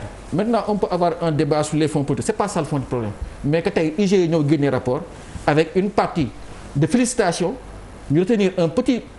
Oui, mais un maire également. Oui, mais un maire également, parce que au-delà de la campagne que tu fais, oui, comme tout à l'heure il l'a fait, tu es en train de faire une campagne. Ce qui nous intéresse ici, ce n'est pas de faire les éloges de qui que ce soit. Par exemple, bu ñu revenir effectivement. Et ne pas refaire le procès de Khalifa Sall. Mais on va perdre du temps. Non, xam nga tamit lan la ñuy bañ. Sur ces recommandations. J'ai en face de moi un député. de l'Assemblée nationale. am ñoo xam ne aussi dafay wax ne mu taxaw wax mu wax. Abou mu ne dafa am administration bu. mu ne dégg nga dafa ne forcément on va y arriver. mais Macky Sall est là depuis 8 ans. Oui. Depuis 8 ans, c'est maintenant qu'il va me dire c'est forcément on va y arriver. On va y arriver quand en 2025. J'espère qu'il ne sera plus. La réforme de l'administration de l'État a été enclenchée depuis. Il dit que président Seydou li muy wax ni dans la droite ligne président Macky Sall aussi bi muy laaj réew mi 2012 dafa ni woon day génne IGE présidence. Si ma mémoire ne me trompe pas. mais il était avec nous. mais loolu bind nañ ci de te ni ma la wax man damay yori archive bu ma ko seetee léegi daj ci. Si ma mémoire ne me trompe pas. mais dañu àndoon ak ñoom ci discours. On attend ça de lui depuis boobu. li mu waxoon bëri na rek. li mu waxoon bëri na gars mais bon Papis me rappelle que li mu waxoon bëri na parce qu'il a évoqué des questions yoo xam ne. mais avant ngay wuyu oui. Aba pour conclure après Daouda Mine. nee na on a 550 collectivités qui ne sont pas viables mais ñoom bu ñu ñëwee li ñu fi fekkoon dañu fi fekkoon des communes fekk fi des communautés rurales yu am seen organisation am seen fiscalité am seen spécificité ñoo indi acte de la décentralisation communalisation universelle ça veut dire quoi tey aujourd'hui tu as la ville de Dakar qui a parce que concentration économique bi am Dakar moo tax Dakar am budget bi mu am à côté tu as un ministère de renouveau urbain qui aménage des ronds-points c'est ça sa vocation man du ma waa Dakar man doomu Ndar la et quand je vois état école yi ci biir région yi les régions n'ont 3 fois rien aujourd'hui tu prends le TER tu prends BRT tu prends les autoponts mën nga dem sax ba chantier de l'ANOCI sur les 5 dernières années c'est presque 10 000 milliards qui ont été investis à Dakar mais ça le président Macky Sall le savait avant d'arriver qu'est-ce qu'il a fait depuis lors et je pense que fondamentalement li nga wax pour répondre à ta question d'ailleurs le problème de ce pays là c'est pas une question de réalisation c'est un problème de réforme est-ce qu'on a réformé le pays on ne l'a pas réformé. Acte de la décentralisation, pas une réforme, c'est une moitié de réforme. Donc c'est une réformette. Oui, réformette. Et c'est la seule réforme qui compte. Donc il faut réformer le pays. Comme en France, quoi, réformette. Vous me n'êtes que ping-pong. Non, mais ça, damay bañ a fàtte quoi. Non, je serai le premier à te rappeler. Il a évoqué des questions Allez, Daouda, Der, man réformette, on ne va pas oublier. Der dama yaakaar ne corps bu mel ne IGE soxlawuñu am ay yenn laa ko wax sa études yi ba yegg fenn fi ba pare di dépendre ci quelqu'un su fekkee ne ñoom amuñu les moyens d'être autonomes de pouvoir faire leur travail et que seen li ñuy def ba pare mu am beneen njariñ je pense que soxlawuñ nga nekk un corps prestigieux ba pare di dépendre ci quelqu'un bu lay wan yoon ne la li ngay def wala la ngay def c'est la première des choses tey qu'est-ce qu'on voit chaque année on se retrouve avec 4 wala 5 rapports waxuma la IGE rek mais tu as la ARMP da ngay gis Cour des comptes da ngay gis OFNAC rapport yooyu yëpp fan lay jëm dafay nekk dans les tiroirs day mujjee dans les tiroirs tout simplement pourquoi est-ce tous ces rapports là parce que ci loxo président de la République lañ koy teg pas les tiroirs coude bi ci coude bi lay mujjee waaw il a même eu à dire que am na yenn yu nga xamante ne moom moo ko mettre sous le coude donc c'est pourquoi je me dis que réforme bii ñuy wax noonu sànq dama ko wax peut-être Papis ne m'a pas compris li may wax moom mooy dañu am 3 pouvoirs dans ce pays-là pouvoir exécutif pouvoir législatif ak pouvoir judiciaire tey li tax ma ne par exemple ces rapports-là il faut pas que ñuy jël di ko jox président parce que même boo ko joxee président public su bëggee enclencher une procédure judiciaire daf koy jox ministre de la justice daal di koy wàcc au niveau du procureur pour que ñu mën enclencher une procédure ma joxe sànq l'exemple de la CENTIF ay rapport am du ko jox président du ko jox ministre du ko jox dara directement procureur de la République la koy jox et la loi bi ci boppam moom moo ne procureur bu ñu la ko joxee da ngay ubbi information judiciaire foofu laay waxee il est temps man pour man suñu problème yëpp mooy lan que ni rapport yi nga xamante ne dañ koy def finalement exploitation bi mooy poser problème loolu mooy suñu problème fondamental li ñu fi wax yëpp wax yëpp loolu la que mu nekk ARMP que mu nekk OFNAC que mu nekk ñoom ñëpp ils font la même chose et toutes les années buñ ko jëlee dañ koy def président public ci tiroir lay mujjee donc je me dis que réforme bi ñu war a njëkk a def mooy fexe teg système bu nga xamante ne ces rapports là mën na am exploitation bi war parce que rapport yëpp comme nu mu ko waxee président Seydou wax na ko léegi IGE bi ñu ko fiy teg c'était pour que mu aider le président public pour que mu am une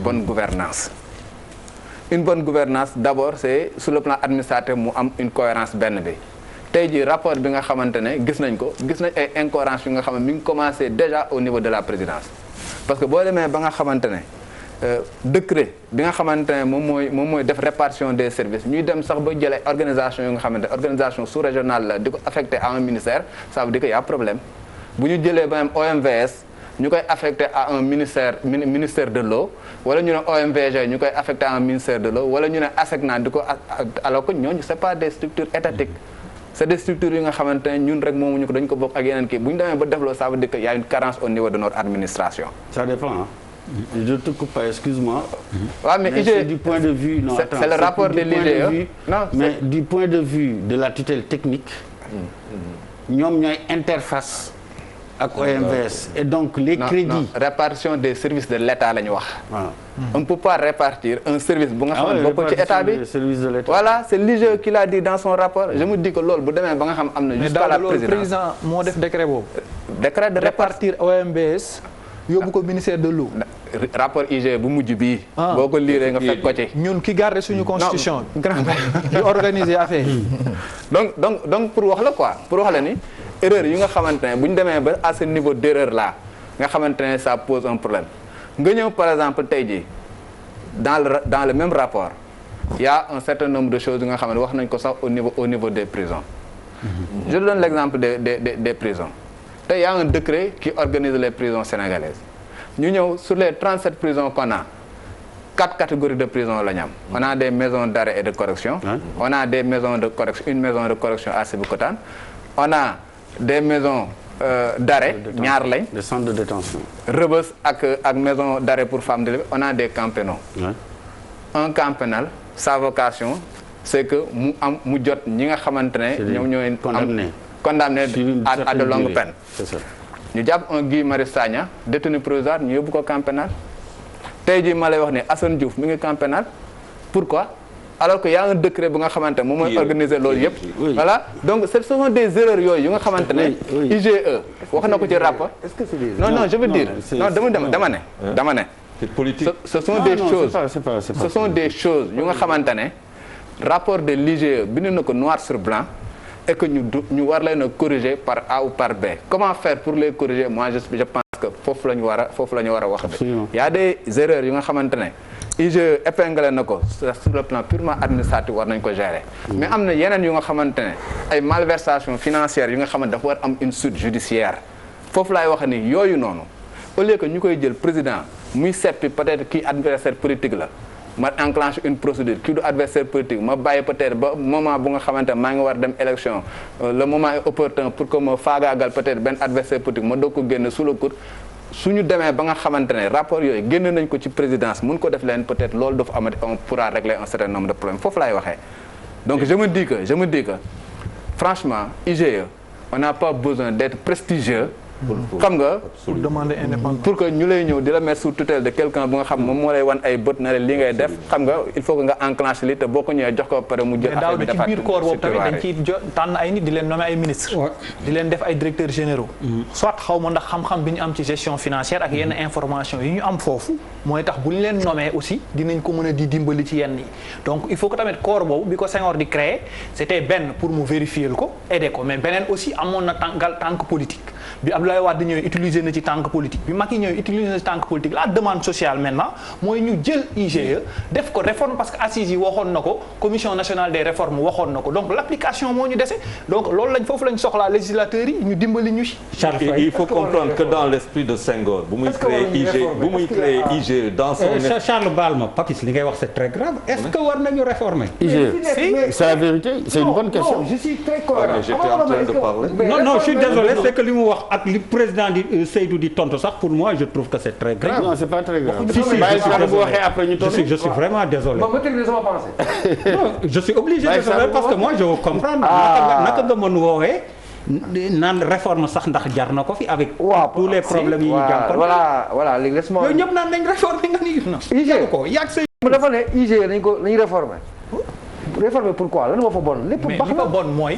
administration en fait la ñuy wax en général. non mais IGE on parle de l'administration. non moi oui mais administration mais bu dee IGE aussi nañ ko génne président. c'est un corps d'élite qui est logé à la présidence. quand on non attends c'est tout aussi. Non, tu ne peux pas me retirer la parole. non Charles Créer terminal notre débat et faire de moi Tu une me l'as donné, minorité, tu l'as ça veut dire retiré. quelqu'un de pas du tout représentatif parce que Charles finalement comme dëkk bi noonu lay doxee. non Les gens vont sur les secondaires. tu as la parole on gagne du temps. waaw Il y a parce pas que de boo leen souci. xamoon pourquoi IGE y avait Senghor dafa bañoon que son gouvernement nit ñi di baroniser. Il y avait pas d'opposition hein.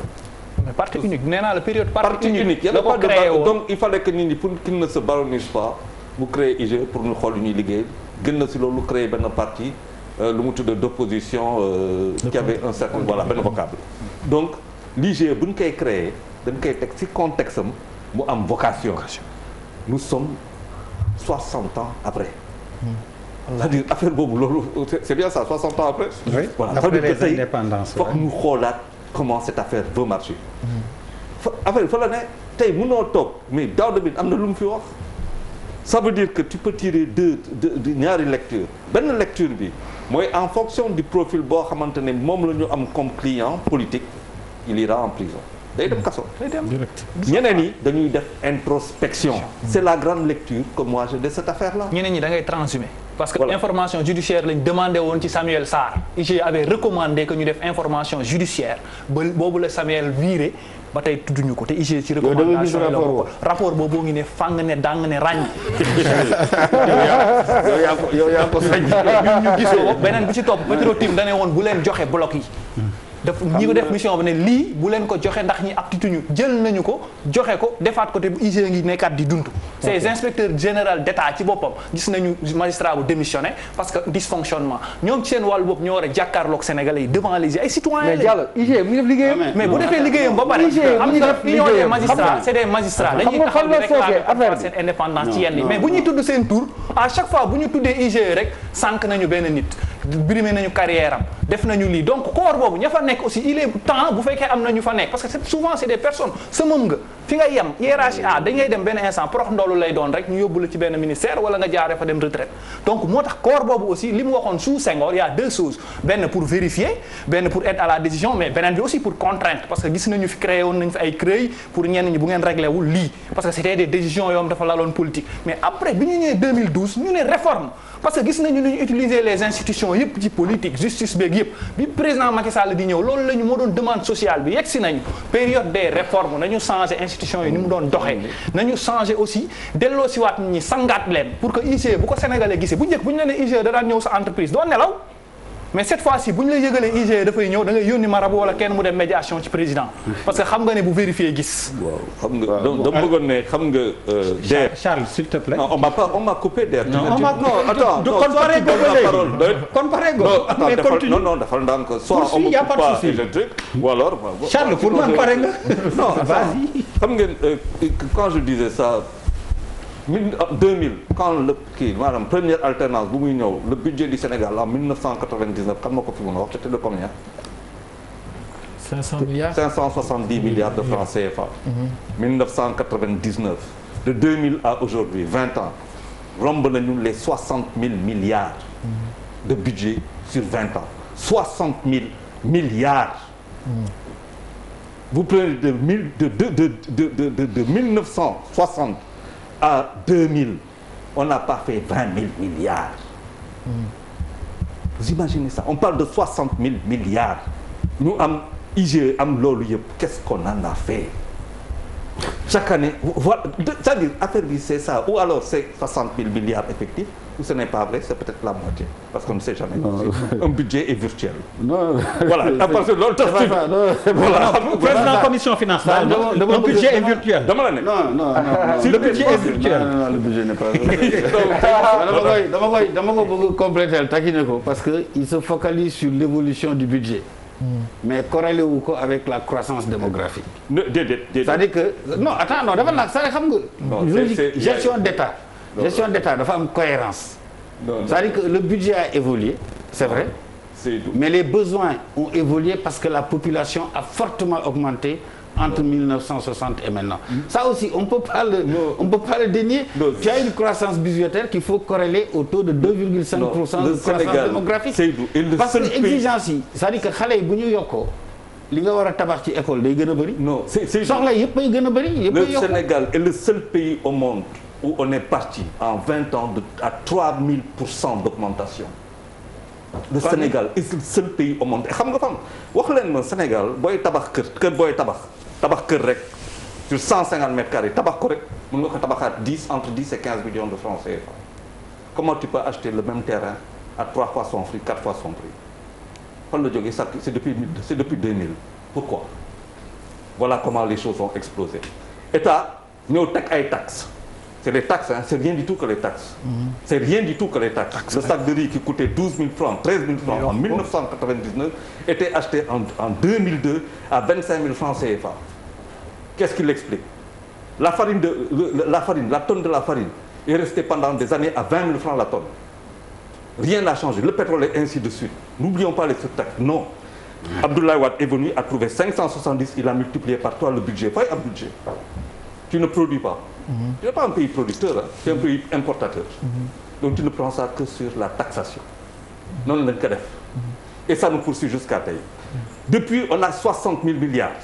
Que les gens, en 20 ans, nga bëgg a am ay tour ay compte lu mu tudd ay cours ay ñoom yëpp ñuy toog di def chaque année ñu teg sur la table ne la dëkk bi souffre de ces élites politiques. Depuis on a eu lu mu tudd exode rural ak yooyu yëpp 1973 1979 yooyu ñuy ba 2000 ce qu'on a vécu en termes de traversée si géej gi kenn mënu la ko wax ñaata xale ñoo dee si géej gi kenn mënu ko fi wax. fii la fa espagnol yooyu ñëpp ñëw fii def liggéey bu doy waar. Qu'est-ce qu'on a fait de cet argent-là? Chaque année on te dit il y a une déperdition en termes de détournement et tout ça. Tous les corps sont en train de le dire. Qu'est-ce qui se passe? Le président pose le coude dessus. C'est ça la stricte et triste vérité dans cette affaire. Et c'est lui-même qui le dit aux Sénégalais. Non, Charles, je peux... Non, je suis désolé. Ça veut dire il y a des moments yoo xamante ne quand j'entends dire des choses, ça ne peut faire que révolter les Sénégalais. Bu ñu toogee, nous sommes en pleine période de Covid. Nous souffrons des situations désespérées. Xam nga gars yi toog fii daaw ARP wax lii Cour des comptes wax lii et tout ça on n'a absolument rien du tout.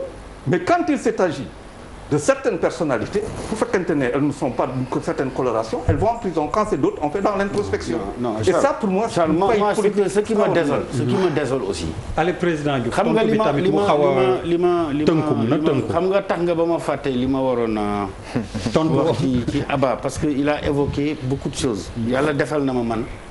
waa tànn ci benn ñaar. non yàlla daf ma defal peut-être comme moom ma jànge woon bitim réew ñibbisi def 10 ans de collectivité locale comme directeur de cabinet. CGI là texte yi ko fondé woon. En 1998 on a écrit ça au Gabon avec ñoom Jean-Pierre Elong Bassi. dañu commencé woon foofa di wax accès des collectivités locales ci wàllu financement du développement avec des guichets bancaires. du loo xam ne suñu mag Khalifa Sall moo ko indi ci CGI là yàgg na 98 lañ ko commencé woon liggéey. leneen li boo jëlee situation ville de Dakar capitale du Sénégal regroupement des industries de tous les équipements le maire de Dakar moo ëpp facilité pour accès à des guichets de financement yoo xam ne da ngay rembourser parce que ki lay lebal da koy adossé ci say capacité de recette. bu fekkee ne da nga xool loolu rek capacité boobu ville de Dakar nga ne non ay Promoville c'est pas la peine c'est parce que li xew ci réew mi ci dëkk yeeg dëkkaan yi xaj na da nga fa demul parce que foofa collectivité locale yooyu du Macky Sall mii moo ko créé daf ko fee fekk da nga wax communalisation intégrale bi yàlla defal na dama liggéey ci acte 3 bi processus de décentralisation la ñuy wax amul benn décentralisation bu arrivé à un niveau te kenn du ko remettre en cause parce que c'est toujours processus continu la loolu moo am fii moo am tugal moo am ci yeneen réew yi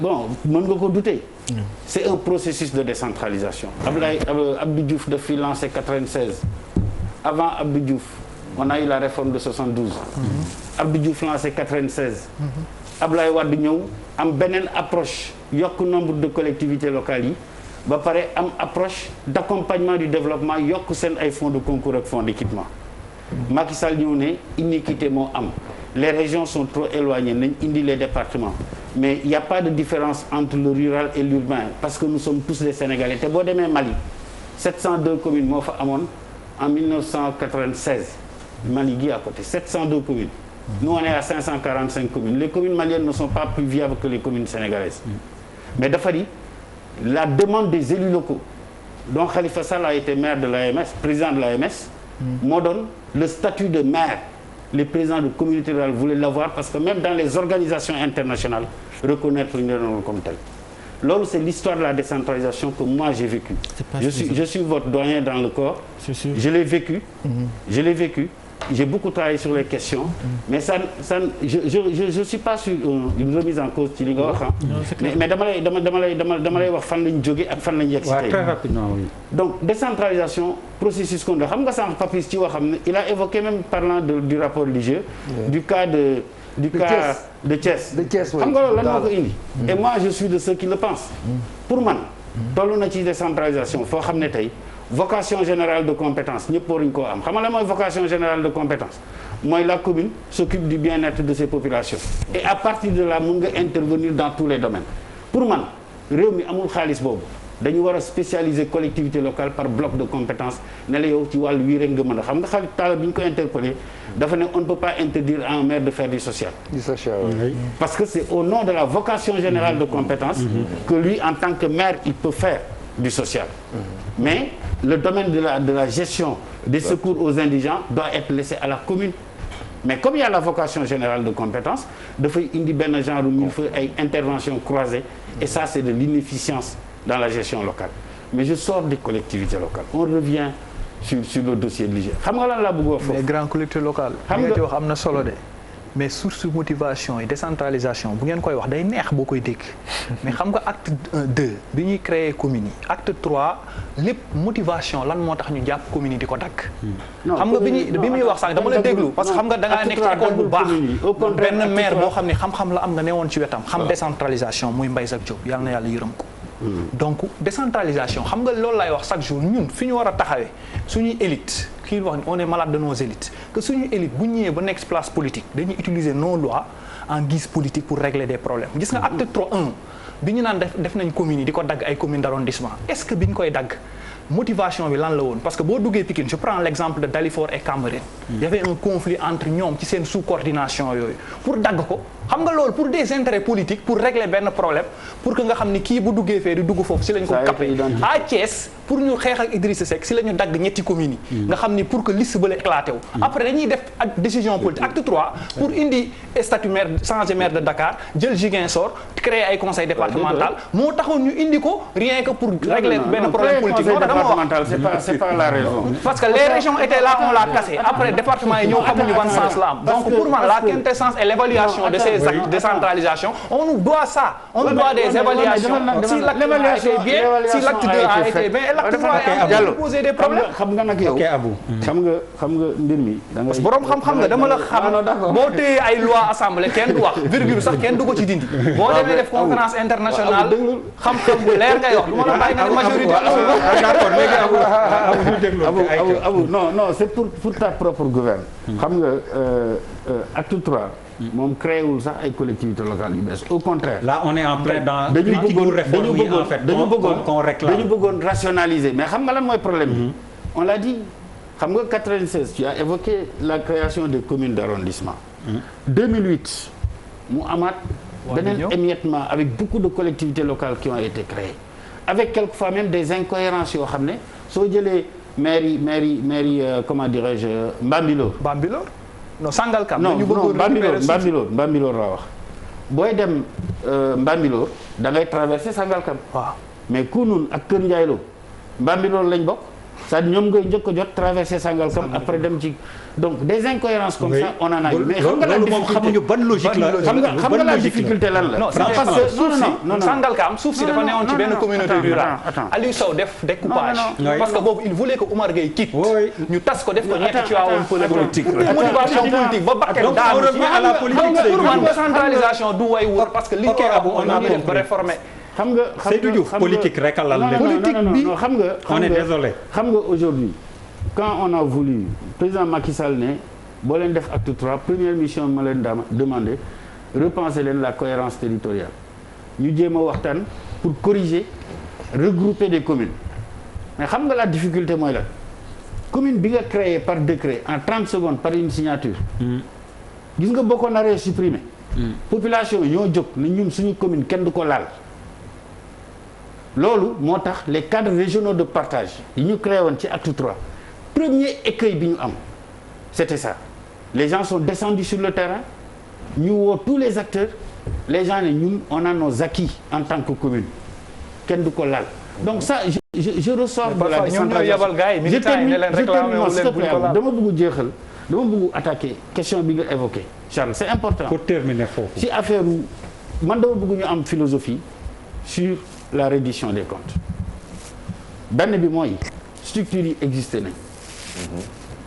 ñu ngi def seen liggéey c'est pas la pertinence des structures moo nekk en cause ñu ngi def seen liggéey mais xam nga lan mooy jafe-jafe c'est-à-dire que booy gouverner réew aussi doo ko gouverner par la clameur publique un président responsable ne gouverne pas par la clameur publique Cour des comptes am na possibilité ci article yi ko régir organisation fonctionnement bu ñu demee ba constater ni ñoom seen liggéey dab nañ ni ça c'est un fait délictueux bu relever de la compétence du pénal le premier président de la Cour des comptes am na possibilité à travers un référé mu saisir directement le garde des Sceaux pour que le dossier fasse l'objet d'une information judiciaire boo jëlee OFNAC yaa ngi joxe exemple CENTIF à juste titre boo jëlee OFNAC l'OFNAC bu ñu defee seen rapport constaté fait délictueux ils peuvent directement saisir le procureur de la République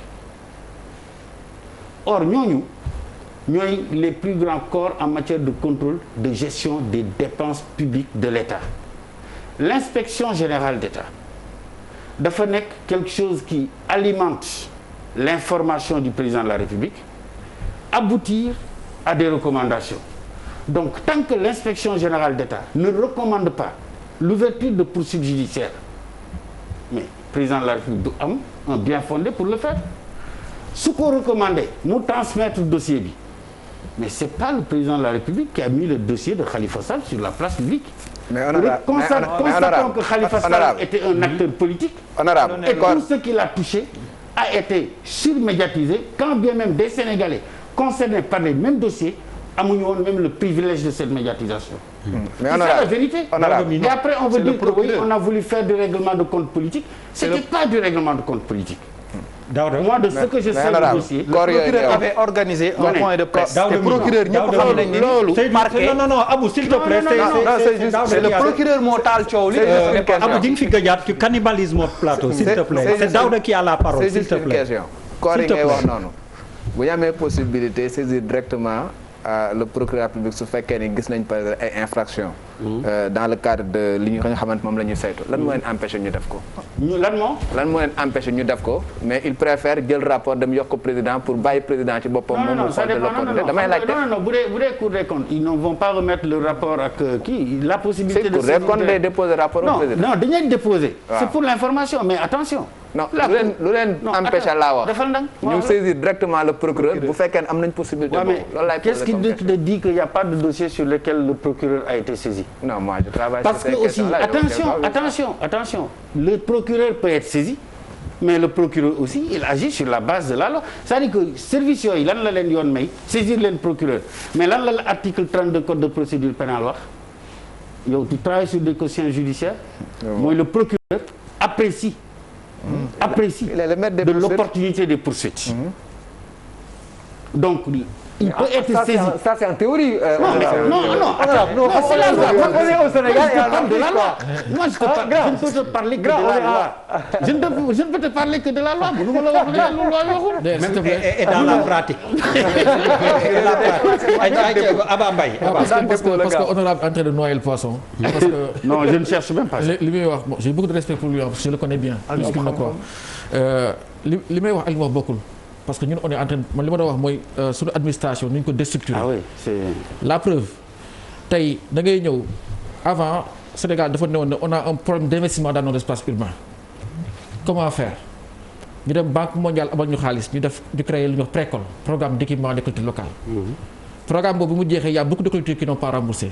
ñu réviser ko ak AFD on a récolté quelque chose comme 180 milliards. kuy gérer loolu ñu ne la ADM moo koy gérer. Président xaal fa le créer Promoville modernisation des villes ku koy gérer développement communautaire.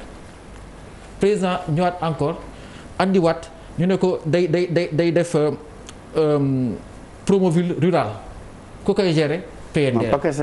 Pakaseen rural ku koy gérer PNDR. Cette façon que le président a de éclater projet yi alors que projet yëpp ça devait réunir à un seul ministère man loolu lay wax que c'est un vrai problème. On est d'accord. Non te dafay indi mooy li Charles wax. Parce que Charles parle de 60 000 milliards. Il faut qu'on fasse attention parce que notre budget Sénégal c'est pas sincère.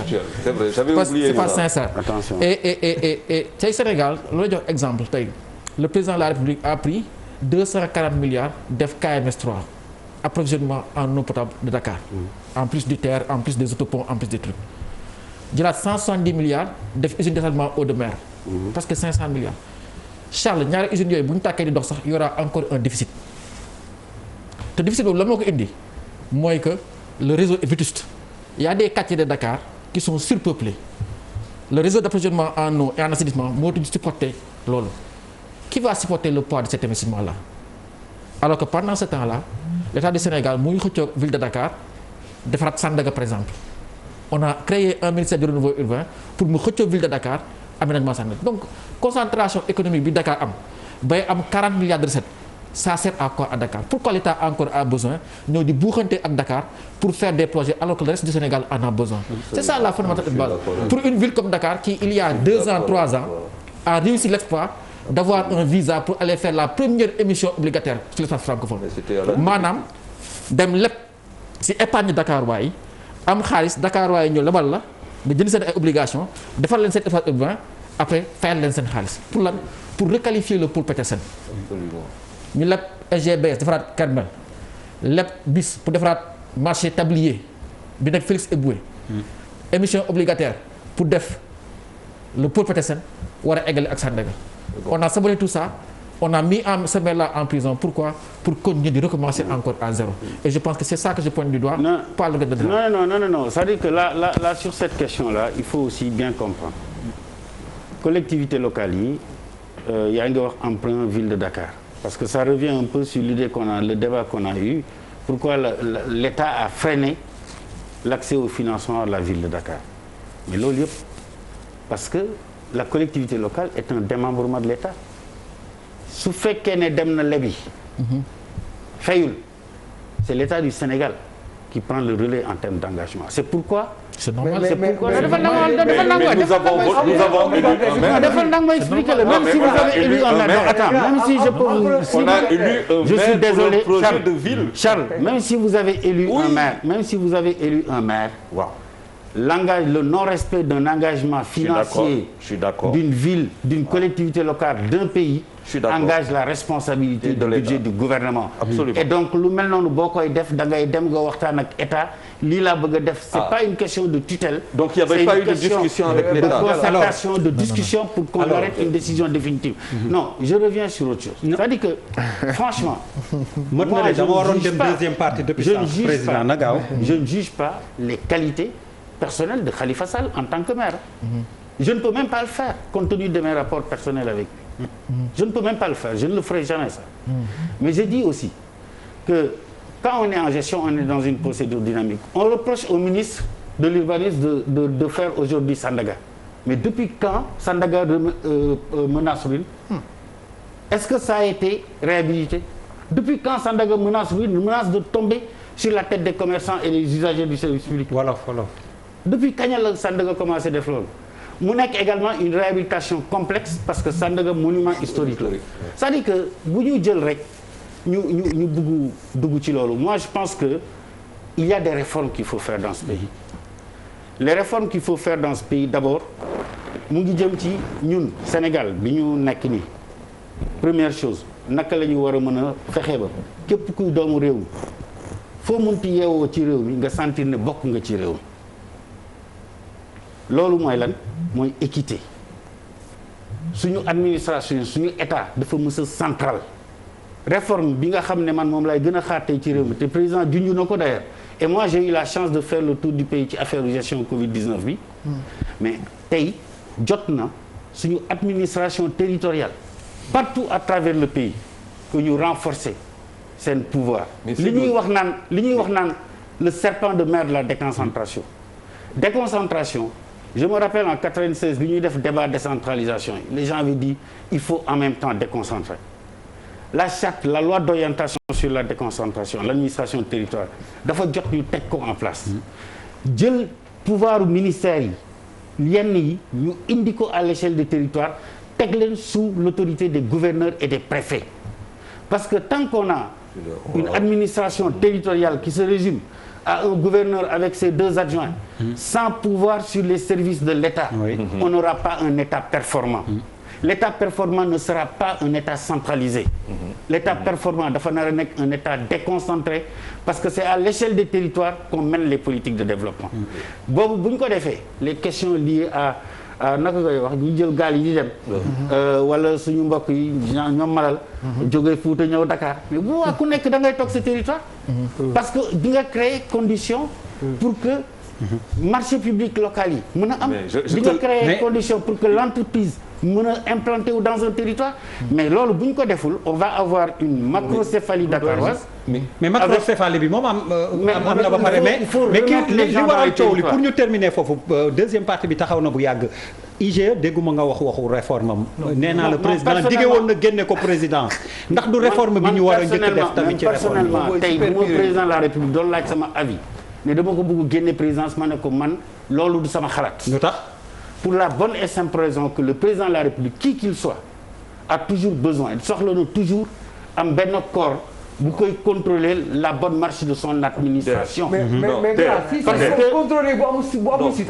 non yow xam nga site bi dama ne la site bi xam nga loolu aussi il faut ngeen xam ko site bi c'est-à-dire yéen li ngeen bëgg mooy autant on met les rapports dans la presse c'est pas le fait du président de la République de l'IGE non attends rek mais autant da ngeen bëgg ñu teg ko dans la presse autant rek juste après bëgg ngeen ñi nga xam ne tuddoon nañ leen ngeen xam ban sort lañ leen di réserver. mais ça c'est pas une gouvernance responsable. Il faut une gouvernance responsable et protectrice des droits aussi. Des agents de l'administration. Et si ces personnes sont on ne va pas les jeter en pâture. Et si ces personnes nature faute bi ñu def. bu fekkee ne dañ la mettre en débet nga remboursé. Seydou. tu n'as pas à être exposé. Est-ce que xam nga ne un comptable buy dugg. mais les dégâts qu'il a causé bi muy def faute boobu. est-ce que xam nga ne un comptable buy dugg dans notre pays. il prend son patrimoine lépp daf koy mettre à la disposition du trésor public buñ ko bu quitter retraité il faut que ñu defal ko un quitus pour que mu mën a jotaat ci patrimoine bu décédé sax ci diggante bi pour que ses héritiers rentrent en possession du patrimoine loolu il faut des mesures spécifiques. Ça veut dire que les comptables publics qui payent la dépense qui engagent leurs responsabilités dans notre pays c'est des gens yoo xam ne ils sont très regardants maintenant nag dans la gestion d'un État tu peux avoir par-ci par-là des cas de détournement d'objectifs des cas de détournement de deniers publics mais tous ces cas sont prévus pour être sanctionnés par la loi. mais jamais. non da nga naan yow xamuloo ñi ñu sanctionné. yow xamuloo ñi ñu sanctionné parce que yow li nga bëgg mooy. ñi ñu sanctionné ñu teg ko ci place bi. pas forcément sanctionné nañ ko bi ñu def. c'est pas un état. il s'agit pas de ça. donc da nga dafa poser une question bu am solo. c'est-à-dire nga ne président non nous on va moi je vais au-delà du président quoi man le Sénégal moo est plus grand que tous les présidents réunis et les présidents à venir. C'est-à-dire on travaille pour le Sénégal on ne travaille pas pour un président. l'IGE ne travaille pas pour le président il travaille pour le Sénégal. loolu la ñuy fàtte parfois. loolu ñuy fàtte c'est-à-dire un président il est là pour 5 ans ou au plus pour 10 ans. 2 mandats au plus. c'est-à-dire da ngay ñëw nga fekk fi constitution doo ko changer. dépend de la République du Sénégal. Ah d'accord. voilà nga ñëw fekk fi constitution doo ko changer nga ñëw fekk fi ay organes ay lépp doo ko toucher. tu as on t'a élu sur la base d'un programme. moo xamante ne moom nga proposé Sénégalais yi majorité des électeurs des Sénégalais jox la seen affaire ne la yow yaay gérer suñu dëkk pendant 5 ans si c'est bien on continue si ce n'est pas bien voilà nga dem keneen ñëw c'est de ça qu'il s'agit et pas autre chose et tant que les hommes politiques de ce pays n'auront pas compris cette affaire en pensant que bu ñu ñëwee tout de suite yaa ngi liggéey pour loo xamante ne mooy le second mandat ou le troisième mandat tu installes dans le pays dans des calculs de communaux mooy damay dagg en fonction de mes intérêts politiques de mes forces par-ci et faiblesses par là-bas et c'est ces séquences politiques de nos. Macky Sall n'a pas découpé le territoire toi aussi. Non je parle pas de je parle pas forcément de Macky je parle de ce qui s'est fait jusqu'à aujourd'hui. Mon problème avec Macky Sall du ci moom la ñu indee conseil départemental tout le monde était d'accord. Non. Tous les praticiens de la décentralisation étaient d'accord que les régions n'avaient pas trop imprégné sur par rapport. Non, je suis d'accord. Le problème fondamental avec les événements. Avec les départements, c'est pire. Non, c'est devenu pire. Non, parce que ils n'ont pas de fiscalité. C'est-à-dire, ils sont impuissants politiquement. Donc, non, attention, l'inexistence de ressources propres ne signifie pas l'impuissance. Quand tu vas en Allemagne, les collectivités territoriales, les landers comme les crèches n'ont pas de collectivité propre. Seydou Diouf, comme yow yaa yor commission finance mënoo fi toog te jéemuma leerlu loo xam ni tamit Aba junj na ko ci leb bi nga xam ni bëggoon nañ ko leb mais mu mel ni état Sénégal a ko gàntal est-ce que du ndax li ñuy wax tout ratio collectivité locale yi ci liñ ma jottali dañ koy intégrer. ci budget ci voilà et bu boobaa. day exploser, ça peut dégrader la note du Sénégal. Aba d'accord ci loolu. Une ville comme Dakar. qui dépense chaque année 3 milliards en social n'est pas endetté. yow balaa ngay parce que remboursement dépense obligatoire la. xanaa balaa ngay saraxe fay say bor. chaque année tabaski rek ñun dañu may 800 millions ci mbedd bi ay secours 40 000 francs. donc avant ñuy may secours kon dañuy fay suñu ay bor ba pare donc Dakar n'est pas endetté parce que Dakar fait 2 milliards à 3 milliards en dépense sociale. Non. Surtout que le projet qu'on voulait faire était un équipement marchand qui était viable. On avait une garantie de l'USAID à hauteur de 50%. Donc avant État di ñëw on avait déjà une garantie. donc y avait pas de problème. Peut-être pour jàppale ko aussi ci li ñu xam. vous êtes su ma juumul État du Sénégal a un taux d'endettement de 54%. sori na 70% yi nga est-ce que xaju ci woon ñu xajal leen ci leb boobu. non. Après rebattement du moom il est déjà dans la capacité de la ville de Dakar à rembourser. moom il est déjà dans l'opérationnel. mais fii on est sur le principe déjà. lu tax État war a dugg surveiller endettement d'une collectivité territoriale. On est sur le principe. On n'est pas sur le cas spécifique comme ça. Lu tax État bi war ci dugg parce que Ablaye a raison. C'est-à-dire que collectivité territoriale c'est des collectivités publiques. seen endettement seen niveau d'endettement dafay dugg ci endettement État du Sénégal. Or bu fekkee ne da nga endetté collectivité territoriale yi nekk ci réew mi endetté mais bu boobaa ce ratio endettement sur recette fiscale dafay baisser. parce que recette fiscale yi ñuy xool c'est pas les recettes fiscales de la collectivité locale justement. les gens ils corrèlent ça aux recettes fiscales de l'État et à partir de là ce qui va se passer mooy ratio bi dafay exploser. ñu dégrader sa note. ba pare boo waree endetté wu waat. comparable parce que am na commune yu mën def lool. non c'est comme l'incohérence de la non-application. c'est justement avec une dette contingente donc de 64%. mais oui le plafond. oui mooy le plafond mais là on est à 64. mais je veux dire mais d'où l'incohérence de la non-application.